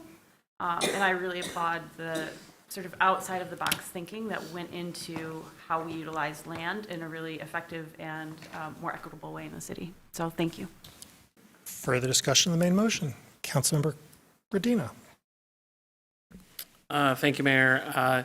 As I'm hearing no additional amendments from the floor, and I'm kind of looking around right now to confirm that, I move Amendment 4, an amendment in recognition of the Parks Fairness Resolution to increase the Parks General Fund budget by $205,420 to ensure compliance with past council resolutions directing that general fund parks and recreation budget be increased at the same percentage as the average general fund overall budget percentage increase. Is there a second? Second by Councilmember Watson.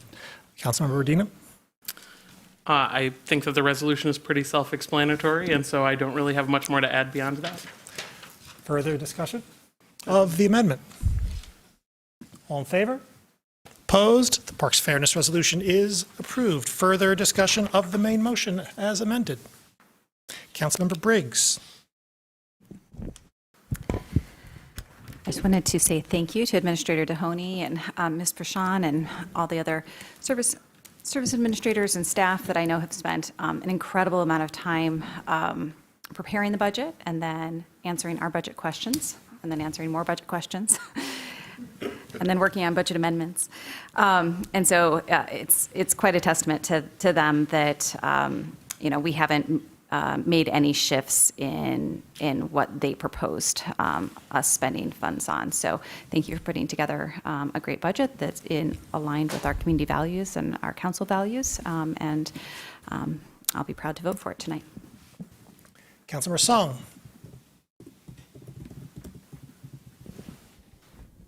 There are so many discussions that happen with city staff over the course of this process. I can't thank you all enough for all the phone calls and panicked moments where we were trying to figure out just how much do we really have to, be imaginative about in our proposed budget. But I'm also always reminded of this one graphic on the city website on property taxes and how much we have to do with the 23.5% that we collect for city services versus the 52.9% that goes to education.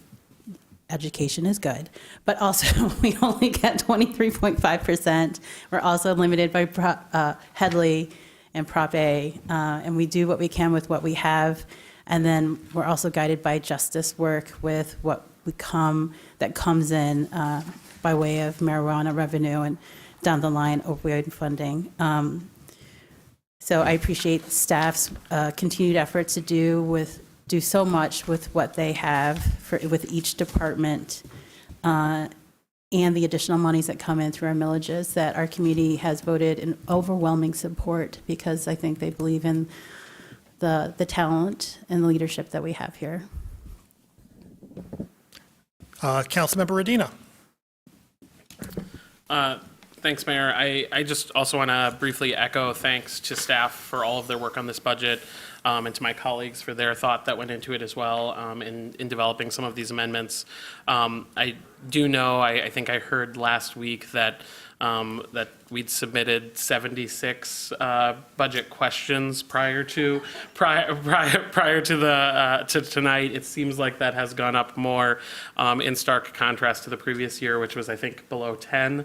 And I think a testament to the work that went into this budget and the visioning for it, that we still had relatively few amendments. The proposals that were submitted did remain intact. I do briefly want to address something that I know Councilmember Harrison and I discussed and ultimately decided not to make an amendment at this time was around some of the needs we know exist in the community around our new rental ordinance enforcement.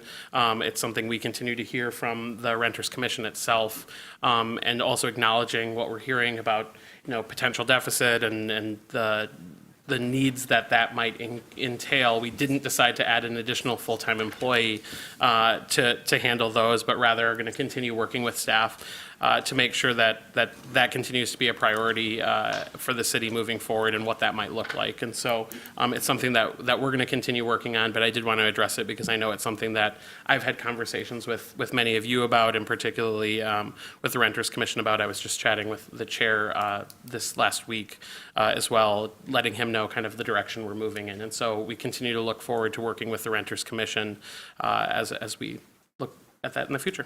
Thanks. Further discussion of the main motion as amended. Councilmember Song. This is my last one. So I just want to mention how in these budget discussions, there were very long discussions on the potential behind reparations. And I credit Councilmember Harrison for leading this discussion. And I would have, if I wasn't behind her, I would have asked her to speak on this directly. Or maybe you can after this. But we looked at the budget. We looked at how, the comprehensive plan will talk about redlining and the history of redlining in our community, about how segregated we still are here. So we had these long discussions about what we can do, what we should do through zoning, what we plan to do through zoning and community engagement. But then also, how can we look to community to really lead this discussion too, and not just having it be like a city council project that we would budget for a consultant. So I think the next steps that we had talked about is that when we talk about reparations, it's not just remedies, it's the conversation that hasn't happened here in community, and limiting it to this budget process just wasn't enough, and I think our community deserves more. But maybe that's a lead up to Cynthia. Okay, I guess it is. Councilmember Harrison, if you wish. Thank you. Thank you, Councilmember Song. So basically what I have to say about this is that, yes, reparations, we had many discussions. Thought we were going to present a budget amendment for a study, and, working together, we basically decided that we had more immediate needs to address. But I would like to say, well, basically, in addition to what Councilmember Song said, is that we are, first of all, I want to say that reparations really is about addressing harms. And so we would really like to begin the discussion, and I think we just did,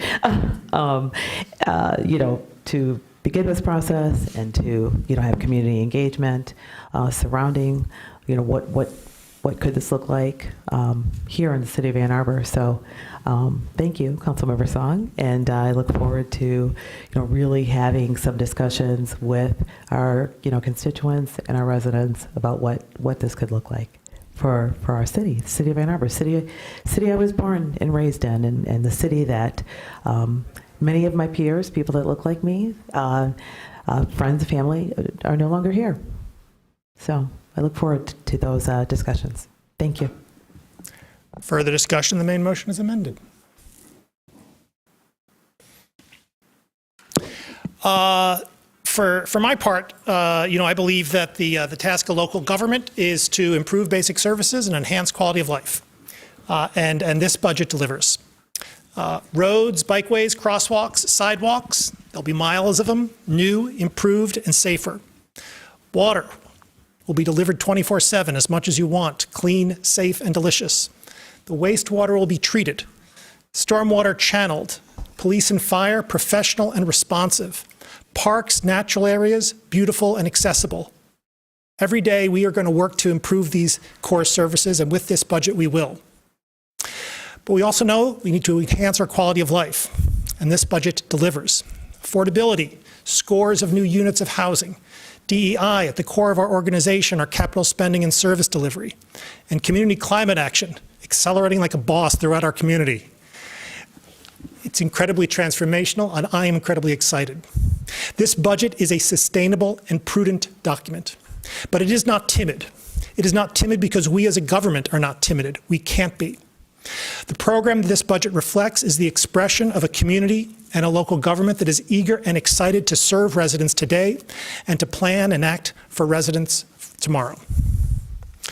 Well, that's what I think about the budget, and that's why I'm excited to be supporting it today. And before closing and perhaps asking for a vote, I'd like to say that I am incredibly excited and grateful that we come to work every, well, we work every day, but we come here every other, first and third Monday to work with staff. Administrator Duhoney, CFO Prashan, everybody up and down the line to yesterday's hire. We are just so fortunate to have a staff that works hard to serve Ann Arbor residents who are here today and who don't even know that they're Ann Arborites yet. This budget is the result of uncounted hours of work and professionalism and diligence and care, and I'm just so excited to be part of it. So, true and earnestly, thank you. Further discussion? All in favor? Opposed? It is approved with 11 council members present, all voting in the affirmative, thus satisfying the 7-vote requirement. Huzzah. DS4, resolution directing the city administrator to designate Southeast Area Park as the 2024 Bicentennial Park. Moved by Councilmember Ghazi Edwin, second by Councilmember Radina. Discussion of DS4? Councilmember Ghazi Edwin. Thank you. First and foremost, I would like to thank Parks and Rec staff and other city staff for working with me on this and for just their never-ending kind of commitment to equity. I'd also like to thank those in council who helped me work on this, including my ward mate, Councilmember Travis Radina. So this proposal is really about equity, and it's about our goals for our bicentennial anniversary, which include celebrating our rich history and making sure that our future does not leave anyone behind.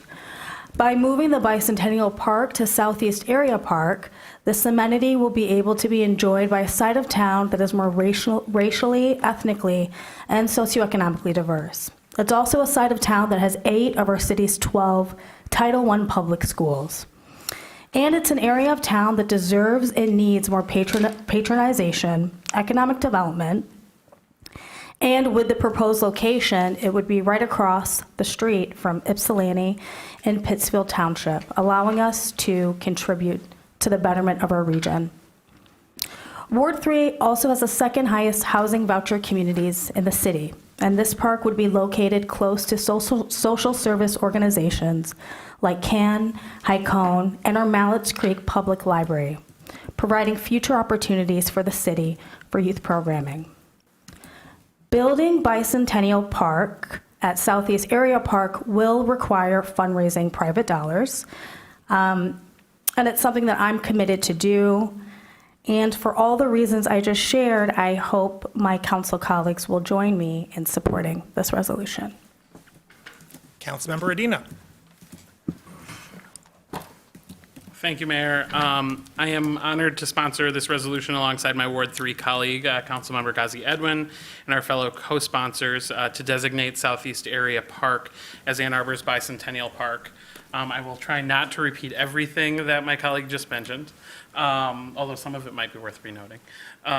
By selecting Southeast Area Park as our Bicentennial Park, we would be creating an opportunity for historic investment in a park that not only serves as a gateway into Ann Arbor from the southeast side along both Ellsworth and Platte Roads, but is also a critical community gathering space in one of our most socioeconomically, racially, and ethnically diverse parts of the city.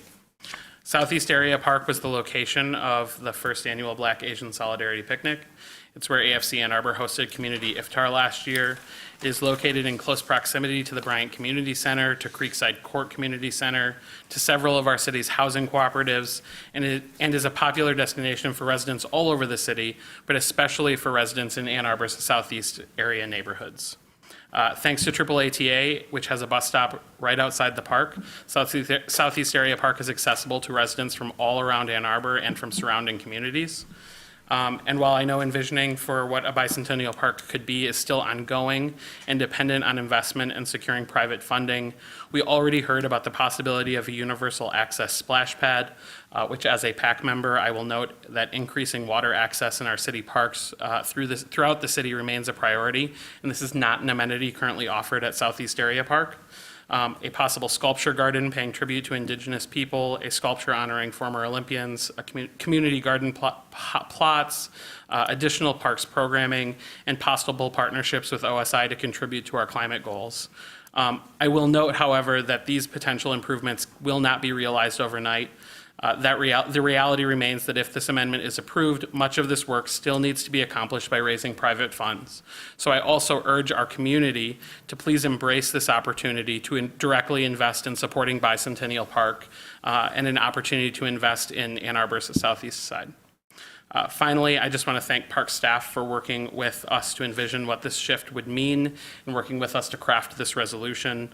I know I personally, as someone who lives relatively nearby to this park, see its use every single day, see how much it means to the community around me, and to be able to share that with the rest of the city and to celebrate this park in a way that it really deserves would be truly special. And so I hope that my colleagues will join me in adopting this resolution. Thanks. Councilmember Ryer. Thank you.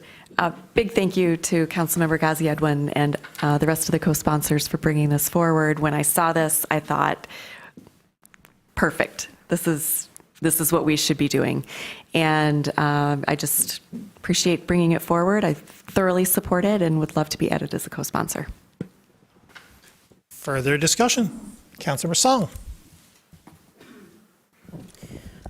We actually have a pretty solid tradition in fundraising for additional amenities for our parks in the city. The Universal Access Playground at Gallup Park was funded by the Rotary Club. That was a partnership that came pretty easily along, and I think children and families really enjoy the improvements that we see at Gallup.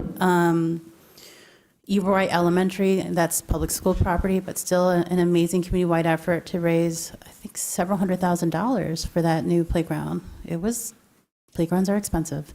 The skate park, Leslie Science and Nature Center, which is also a city park, in actually doing remediation on the pollution there, and then the nonprofit that is actually also a nonprofit with the Ann Arbor Hands-On Museum, Leslie Science Center, and Ann Arbor Hands-On Museum are one entity now, raised a capital campaign to provide amenities there. Ann Arbor loves parks, and I think people love to donate to parks that can be parks, and have the potential and to actually make that into a reality within this lifetime. So for children to enjoy before they're no longer children. So I am really encouraged to see this park. This was actually one of the first recommended sites for the skate park before it was moved over to Vets Memorial. And I remember at the time the drawback was that there wasn't enough bus service to the area. But now, hopefully, perhaps with the bus millage having been passed, we can see more bus service. And with more amenities besides something that would attract middle-aged skaters, maybe we can see more traffic to the area too. And it's across from the dog park. There's a lot happening in that corner. Also, Paletta's, you can get ice cream, Mexican ice cream. There's a lot going on in that corner, and I really appreciate that neighborhood, and I'm really excited to see this come as a celebration of our whole community. So I look forward to seeing who steps up to this challenge. Councilmember Gaziano. Thank you. I just wanted to make a note that there is a typo in the second whereas clause. It states that we have 13 Title I schools in the city. We actually have 12. 8 of them are still on the southeast side, but we have 12, not 13. Perhaps we can have that as a Scrivener's amendment. Okay, thank you. Further discussion of the main motion? All in favor? Opposed? It is approved. Ms. Cord, we have the pleasure of a closed session today. We have before us the clerk's report of communications, petitions, and referrals. Can I have a motion, please, to approve the clerk's report? Moved by Councilmember Cornell, second by Councilmember Iyer. Discussion of the clerk's report. All in favor? Opposed? The clerk's report is approved. Ms. Cord, we have the pleasure of communications from our city attorney. Just one short update. At the last council meeting, a resolution was passed directing my office of the opinion on